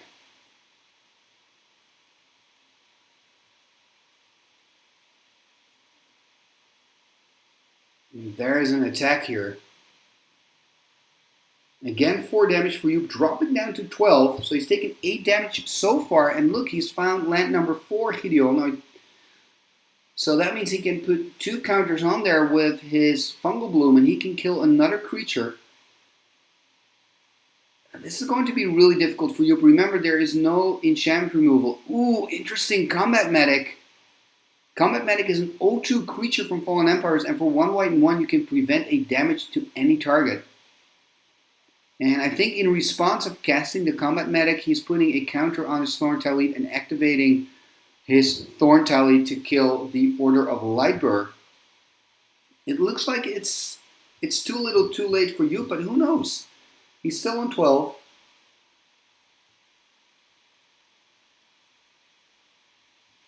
Let's see what he can do. He's just going to swing in for 1 damage. He's not in chump block mode yet. He's going to pass turn. And if Gideon can win this one, it means we are going to go to a decisive game number 3 here in the Timmy Talks Fallen Empire Constructed Tournament. This is a Patreon tournament, by the way. And if you'd like to support the channel, you can become a patron, of course. There's an attack here, swinging in. I think he's probably just going to use his Combat Medic to block a 1/1 and then also to prevent 1 damage. Or no, he shouldn't block, because if he blocks, Gideon can put 2 counters with the Fungal Bloom and actually kill the Combat Medic. So I think if he shouldn't block, he should just prevent 1 damage, I think. Is he doing that? I think he's just blocking 1 creature, taking damage. Dropping to 9, so he's blocked a 1/1. And second main phase, Gideon is playing out a... There we see the Druid again. So this is this 1/1 green Druid, and you can pay 1 green and 1 and tap it to sacrifice a creature, and then all your forests turn into 2/3 creatures. And we also see Gideon activate the Night Soil. And there we see the card that was so good in game number 1, the Acacian Javelineer, but just doesn't look as valuable in this particular matchup. Next turn, Gideon is probably going to use his Fungal Bloom to get 3 counters on his Thorn Tallit and kill the Javelineer. Although, wait a minute, he can't do that because you can use his Combat Medic to prevent the damage. Wow, I find the Combat Medic quite interesting. It's a very versatile card, and it can really kind of wreck your plans. Let's see what Gideon is going to do. He's probably going to want to keep the pressure on. I mean, Yup is still on 9 life. He's not dead yet, and he has that Ring of Renewal. He can keep drawing into new cards. An Elvish Farmer and a Spore Flower. In all honesty, in this stage of the game, I'm not sure if I would have done this. I would have just used my Fungal Bloom to put more Spore counters maybe on my Thorn Tallit. Attacking here with 3 1/1 Tallit tokens. Interesting to see what he's going to do.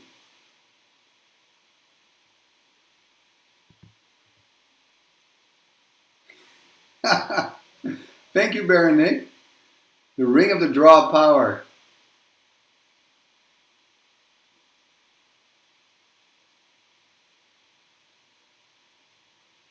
And let me use this moment also to give a shout out to Baron Nick. Actually, he's got a really nice channel. I've battled him a few times. I think I've never won against you, Baron Nick. I don't know if that's a good thing. I usually win the first game, if you notice that, and then I lose the next 2. But he's got a nice YouTube channel, so definitely check him out. We're with 18 strong in the chat, by the way, so it's nice to have you all here. We're still looking at the finals. As you can see, Yup is up 1 game. But in the second game, it is tight. It is very interesting. And I think at this moment, Gideon has the best papers. But, I mean, Yup has Ring of Renewal, which is a powerhouse in Fallen Empires. Ring of Renewal, you can tap it, draw 2 cards, but you have to first discard a card. But here's the funny thing about it. If you don't have, you got to pay 5 for it, by the way. If you don't have any cards in hand, you don't have to discard a card and you just draw 2 cards. So it's quite strong. The problem, of course, is that Ring of Renewal takes 5 mana. So Yup really needs some more mana here.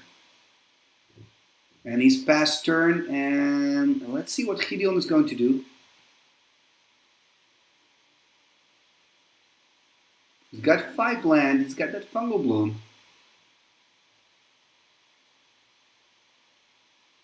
There's a lot of calculating going on. Thorn Tallit has 3 counters on it, so it can deal 1 damage to any target. But also look at Yup, who now has 2 Acacian Javelineers. And the Acacian Javelineer is just incredibly strong because you can tap the, or incredibly strong, but it's strong, let me put it that way. You can tap it and use the Javelineer counter to deal 1 damage.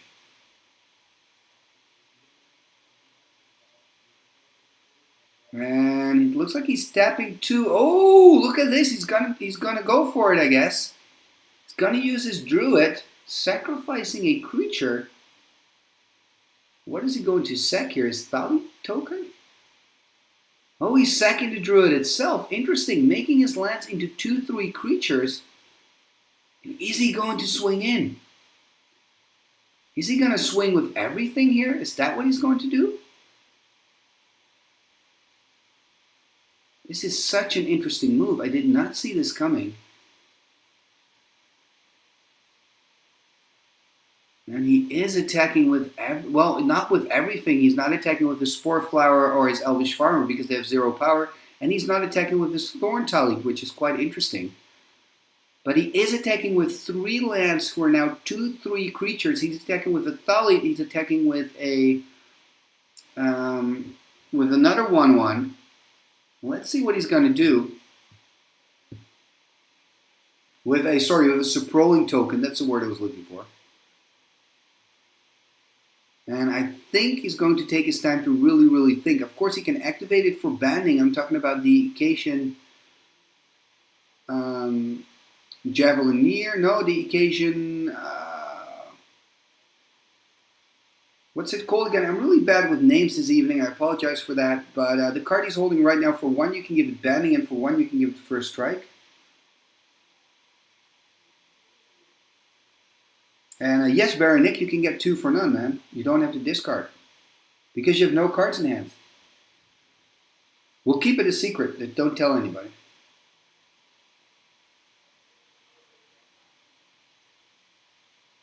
The occasion infantry. Thank you. Finally, my brain is kicking in. So he can use that.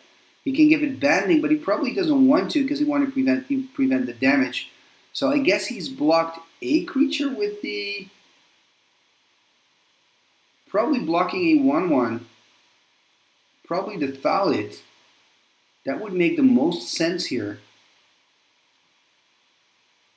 And then he's preventing... Or he's blocking a land, of course. Then he's preventing 2 damage. It's always hard to follow this by just looking at the screen. So he's blocking the Thalit with his occasion. So he's trading them. Then he's preventing 2 damage.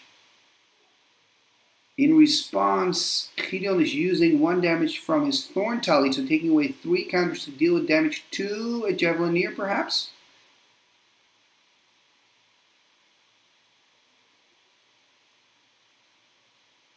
This is interesting. I'm not really sure what is happening at the moment. I do see that Joop's life total has dropped to 5. And he's killing one of the Javelineers.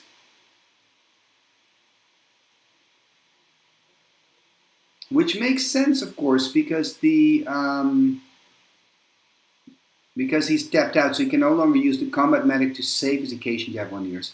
And things are not looking great for Joop now that the dust has settled. He only has 2 creatures left. And of course he can use the ring, but remember the ring costs 5 mana to activate. So if he uses it, he will only have 1 land left to play something. So that's probably not a good idea.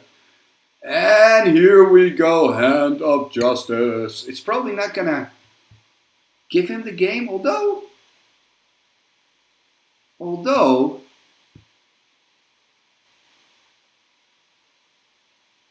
I don't think he can kill him now.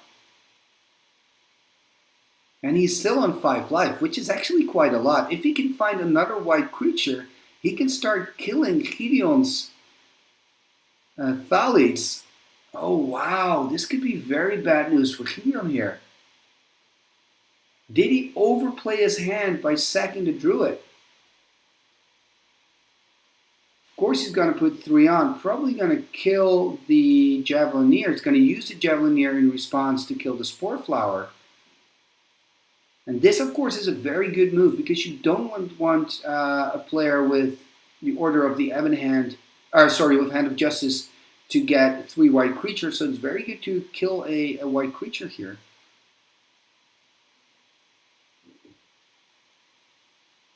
Ay. This could get really, really exciting. And the occasion Javelineer is dead now, right? Yes, thank you. So occasion Javelineer is gone, and then Gideon is using the Night Soil to create creatures. But it's going to be really tough here for Gideon. If Joop can draw into white creatures, he can take this game back. Can he play another white creature? Can he get Hand of Justice online? Not yet. Not yet. Oh, this is exciting stuff. So now he can use his Fungal Bloom to put 2 more counters on.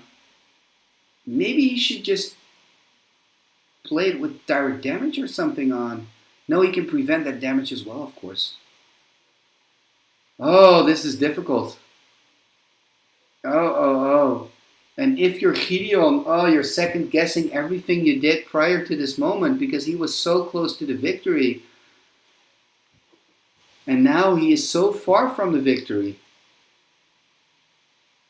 I mean, I guess activate your Night Soil at a certain point, make even more creatures try to swarm him. He's just on 5, but those combat medics are tough to deal with. And combat medic as well is an interesting creature because you don't need to tap them to prevent damage. You just pay 1 white and 1 to prevent damage.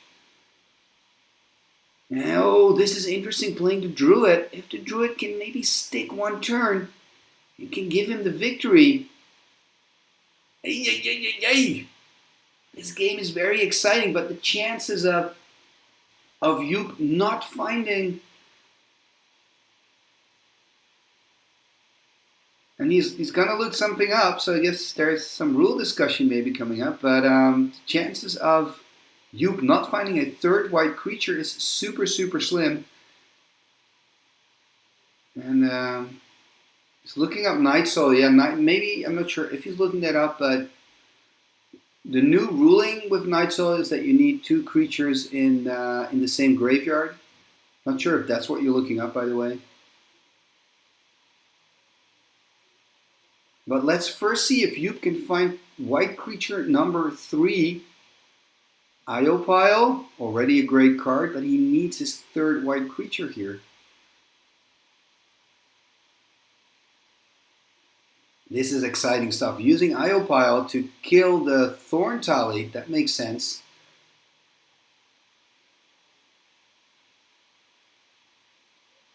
But he's not finding a 3rd creature. Using, of course, his Fungal Bloom end step to put a... Oh no, he's using his Night Soil. Gonna go to count to 5. I would just attack with everything. Is that enough? Is that enough? Drawing another forest, which basically means he has another 2/3 creature. He can attack with 4 2/3 creatures and 5 1/1 creatures. I think that should be enough. And look at that, he's not sacking his Druid anymore. So he's playing a little bit more conservative, attacking now with 4 2/3 creatures and 4 1/1 creatures. And you can only prevent 1 damage with his medics, so he probably has to go all for it. What he can do is he can block 3 lands, and then he still takes 6. I think he's dead. I think he's not going to make it. So that means we're going to get a 1/1. Will we get a 1/1?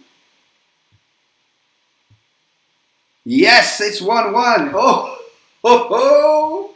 When Hand of Justice hit the table, I thought, Gideon, you're not going to make it, but you made it. And the reason I'm happy, by the way, is not because I've got a favorite, but I really want to see a 3rd game. So we're going to go into game number 3 here of the finals.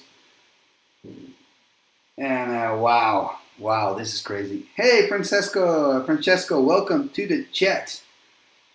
And thank you. Yeah, it was just an idea that popped up in my mind. I actually decided to do this to celebrate my first 6 months on Patreon on the channel. So in honor of celebrating that, I invited all my patrons to join, and I organized this Fallen Empires tournament, which is turning out to be quite nice. Like, it's really cool. Are you, by the way, the Francesco that played with the beautiful mono blue deck in the Raging Bull contest? I really enjoyed looking at your deck, and I'm a big fan of Ghost Ship. I play 2 Ghost Ships myself, so I applaud you, sir. Everybody who plays a Ghost Ship is a winner in my book.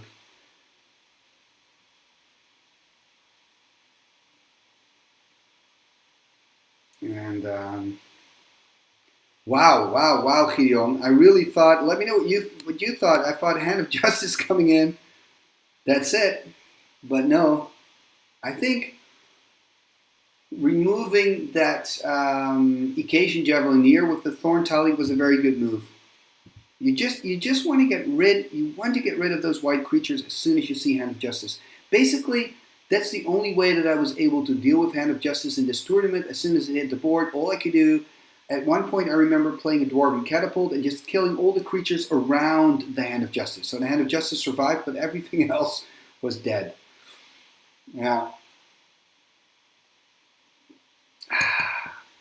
Just taking a nice zip of my Parbo.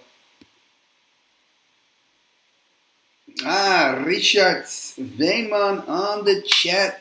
Yes, Richard, we're playing Fallen Empires only live. This is the final of the Fallen Empire 60 card constructed Timmy Talks tournament.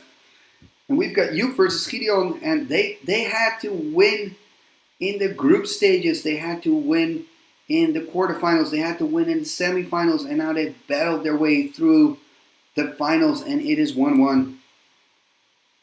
And, you know, Matthew, I think that there is a big chance that that's going to happen. White is just so fast. It can be so fast, I should say. We saw that in game number 1.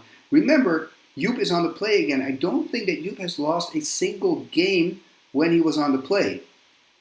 So there's a big chance that he's going to win this. But we'll see. We'll see.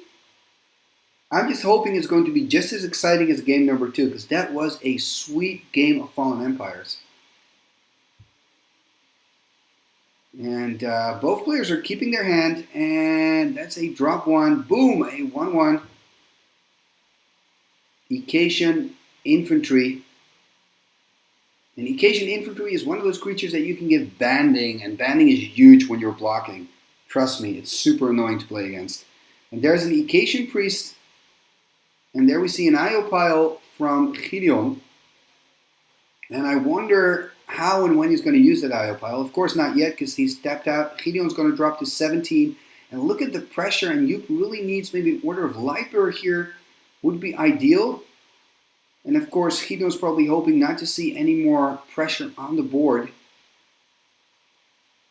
Tapping 2 here. Aye, bad news here. Order of Lightbearer, and that's going to be a likely target for Gideon. But I can already tell Gideon that Icatian Priest is going to be amazingly annoying late game. Trust me. Trust me. Amazingly annoying.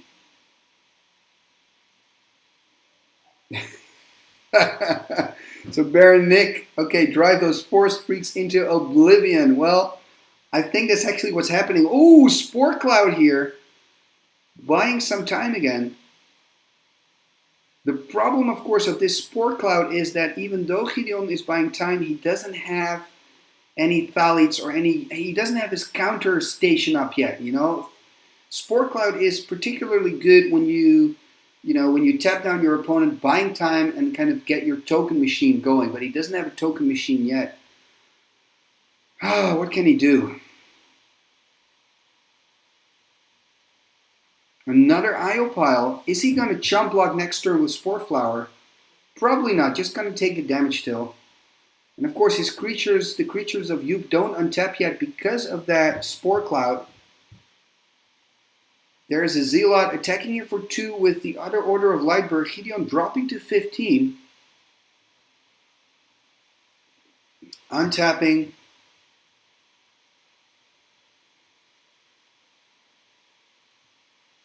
And playing a Thalit.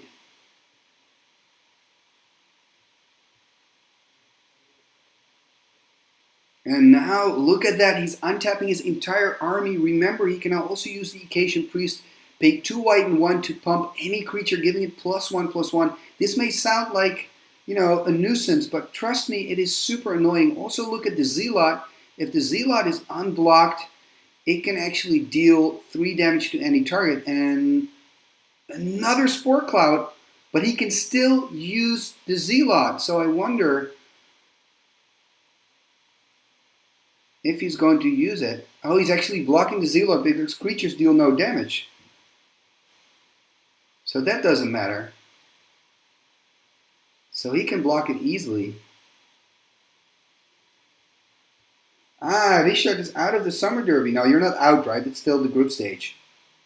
I'm drinking Parbo beer, Richard. Let me know what you're drinking.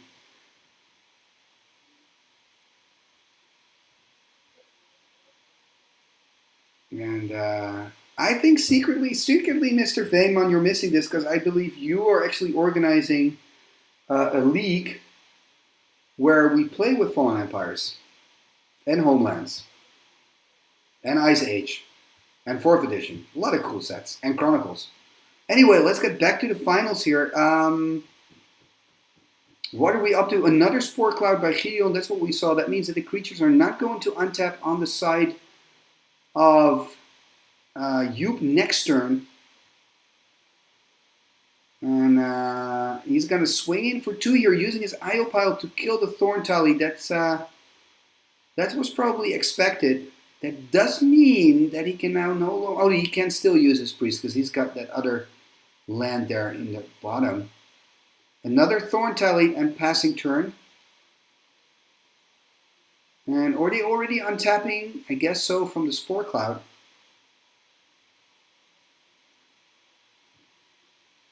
And of course he's attacking with everything. He's probably going to use his Spore Flower. And I've played against Gideon's deck. This is super annoying, you know. He's fogging everything. And he's going to block the Zealot.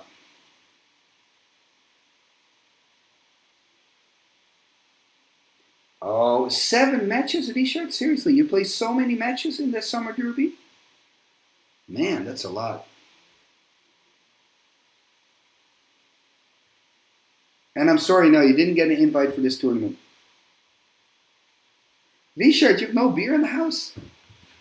Anyway, going back, we're 26 people in the live chat. Welcome everybody. That's a new high for the live chat of today. We are watching the finals of the Fallen Empire Timmy Talks tournament, and it is 1-1. Joop against Gideon. Joop playing mono white, Gideon playing mono green, and it is a very intense third game. I would say Gideon is under pressure all the time, but he manages with his Spore Clouds and his Spore Flower that he has on the board to kind of get fog effects and stay in the game. And he's still on 15, so that's pretty good. But the Icasian Priest is actually gaining power now. And there is another Spore Cloud number 3. Amazing. I think the big problem here for Gideon, I mean, the Spore Clouds are great, but he cannot really use it. Oh, Hand of Justice! Hand of Justice! Oh my god, oh my god, oh my god.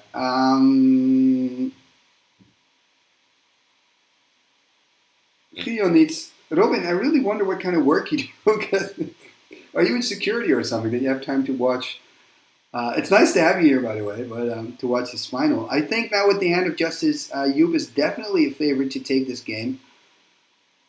Oh, Gideon, what can you do here? I would first mow down that Icasian Priest. And maybe, I mean, you're probably thinking, why does he keep rattling on about the Icasian Priest? I've played against it, and it's so annoying, especially when Joop has like tons of mana. But okay. The big problem, of course, here is Hand of Justice.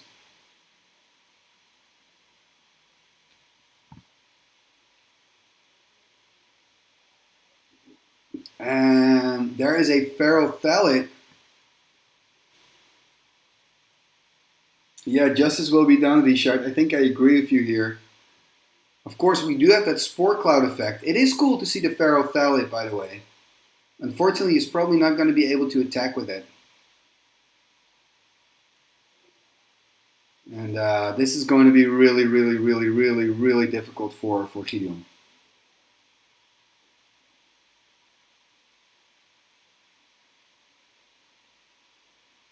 And what can get him out of this mess? I think nothing, because we're playing Fallen Empires only. I think, especially with the deck of Gideon only playing with green. It got him all the way to the finals, and he's so close. But after that Hand of Justice hit the table, he's so far away again from winning this one.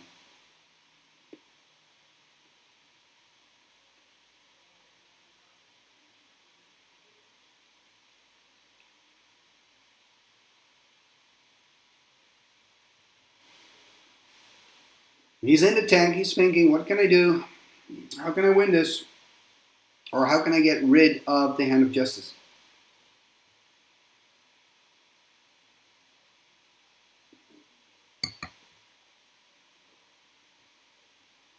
What can he do?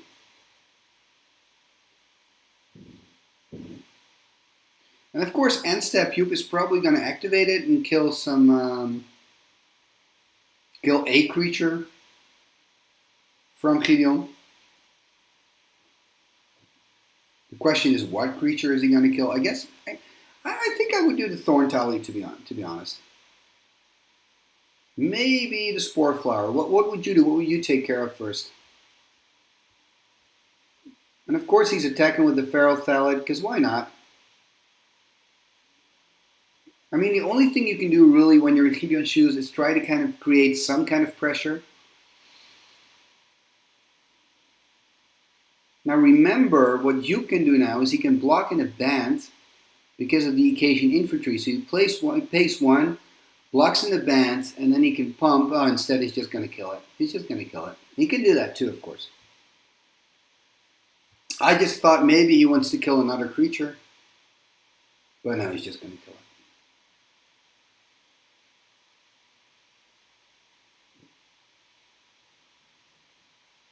And that's it. That's it for the Feral Thallid. Beautiful creature, by the way. And he's taking one off to deal a damage. And in response, he's going to use his Occasion Priest to pump it to 2/2. He's pointing that out right now. So is he then also going to use his IO pile to get rid of another creature? I don't really see this happening for, using his IO pile. I would just go for the priest. That's always hard with this. He's not even going for the priest. I think you really have to take care of the priest first. I know, Bino. I wanted to see a big fat Tally Devourer as well this game. So I'm a little bit bummed as well that it got destroyed. But the Hand of Justice is the Hand of Justice. There's little we can do, and he's killing another one.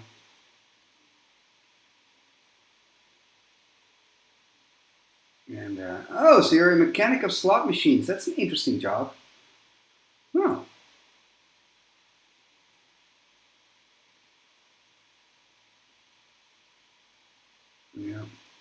Yeah, Hand of Justice is a powerhouse. It just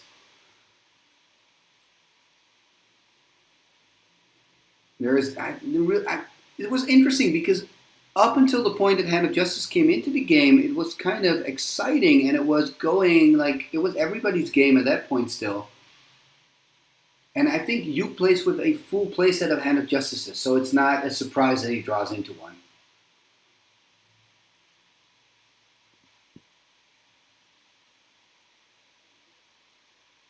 And he's going to tick up all his counters here, but it's not going to mean a lot, I'm afraid.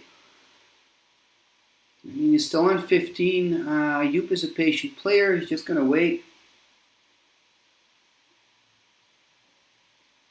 And yes, Richard Veenman, you won the last Fallen Empire tournament. Well, it's a good question. What's at stake? Well, the winner actually has the honor and the fame. No, not a signed orc. He's actually going to win. The winner is going to win a Fallen Empire's booster pack, but the deck with the most flavor is going to win an altered Protocol Sorcerer. So maybe you've seen those. I had an artist from Los Angeles alter Protocol Sorcerers, and I'm giving one away to the most original and flavorful deck. So I was looking for a deck that was and functional and had a good story and played with interesting cards. Those three elements, that was what I was looking for. And that altar is actually going to another Richard, to Richard Boonstra, who not only built a very exciting deck and got into the top 8, but he also wrote a whole story about his deck. And his deck is about a dwarf who's going to find alliances in the Fallen Empire's kingdom. So it's pretty cool. So he's going to get one of those very unique enchanter altars. I only have 25 of those. So that's it. That's all I have, and I'm just giving them away on special occasions. No, it's not a Fallen Empire sorcerer. Anyway, let's take a look here at what's happened in the meanwhile. This is basically what you could foresee. A lot of creatures dying on Gideon's side because of the Hand of Justice. It's nice. I mean, Gideon's not giving up. It's the last game of the tournament, and respect for him. There was little that he could do.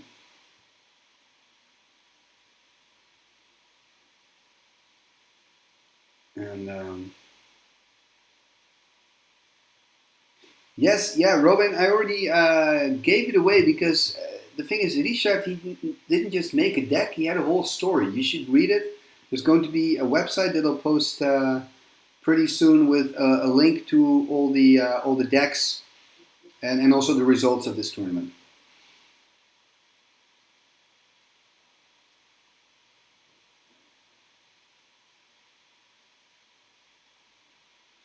And there's an attack here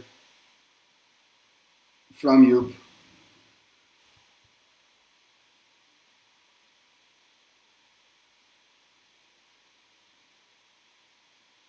And oh, this is nice, the Spore Cloud.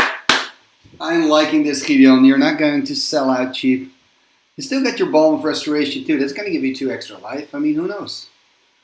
You've got 2 1/1s. Come on, you can make it.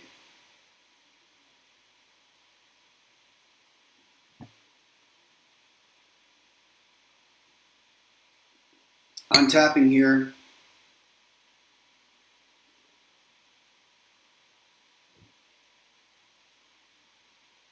Hey, thank you, Joken. That's good to hear. So that's actually a goal of my channel, is to show people that old school is much more than just the usual suspect decks.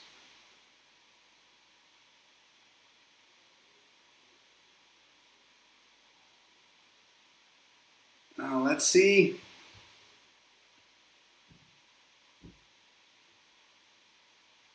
Even more creatures from Joop here. How many turns can Gideon stall this? I think very little.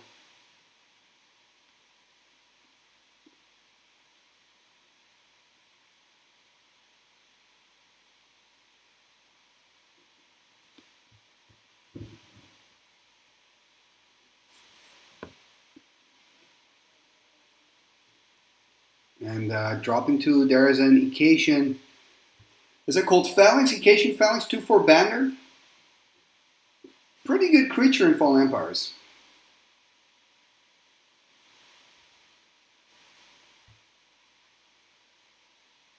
I do like that idea, by the way, in the chat to maybe play $1 old school. So old school cards cannot be more than $1, and we can make that work.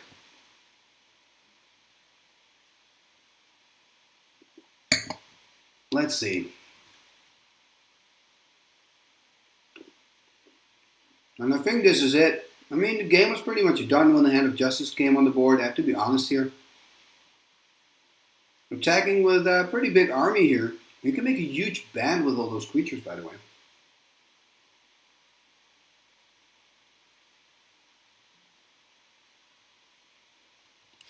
With a huge attack. He's using his Balm of Restoration. I mean, Gideon, I like it, man. You're just trying to stay alive. I have to admire that.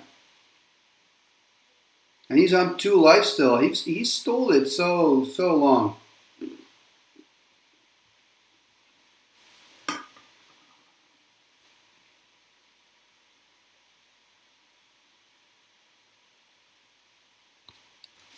And yeah, this is it. So let's listen into the players.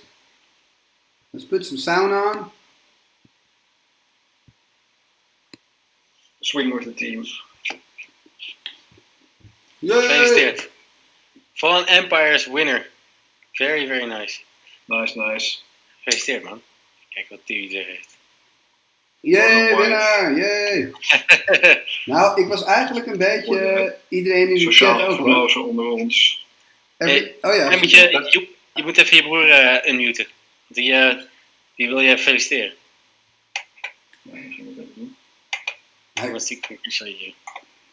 Ja, daar ben je weer, Tommy. Yay, you've won, yo!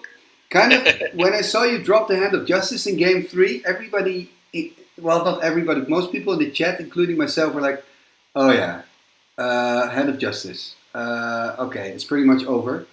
Yeah. So The only thing I think I could do is pull another Elopile, and then I would have be able to deal 6 damage. I'm not sure if you could prevent any damage at that moment. even then, he had Occasion Priest, and later you had Combat Medic, and it was just getting worse and worse for you. And Yes. So I think the moment I lost my creatures, I couldn't do anything anymore. I think game 2 was very entertaining. Game 3 was also very entertaining until the moment the Hand of Justice came in. Yeah. But yeah, that's it. That's the format, right? It is. Yeah, Very nice. Hand Destroy. I think the only thing you can do against Hand is destroy all the other creatures around it. But then you need, I don't know, a massive Dwarven Catapult. I don't know, Thorn Tali to the max. Yeah, but of course my turn tallies were well end killed, of course. Yeah. No, but he was also able to prevent a lot of damage, and that doesn't help as well. The medic, and the priest. Yeah, because I think the only thing that I would have done differently in Game 3, but it wouldn't have mattered at all, is at a certain point you start killing the Orders of Lightbearer, and I would have killed the priest. But that's just because I've had so many tough games against Dupe in general, Fallen Empire related with Occasion Priest.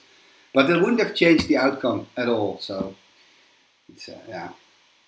But you kept fighting, Gideon. Yeah, I did. But it was for nothing. But then again, I made it to the finals, so I'm really grateful for playing in the finals. And yeah, man. Thank you so much for organizing this. It's a great result. Yeah, thank you guys for playing. It's great. Definitely. And a very sweet talent deck as well. I was actually quite scared of the combo with the fungal bloom because I can't get rid of the fungal bloom. No, you can't. That's true. And it's once you start accumulating force, it's quite insane. Yeah, you can do a lot of damage. I think on one hand I dealt. Someone was at 15 lives, and I needed to deal 15 damage, of course, and I had 45 counters on my Thorn Talents. Wow. Yeah. Wow. That was insane. Yeah.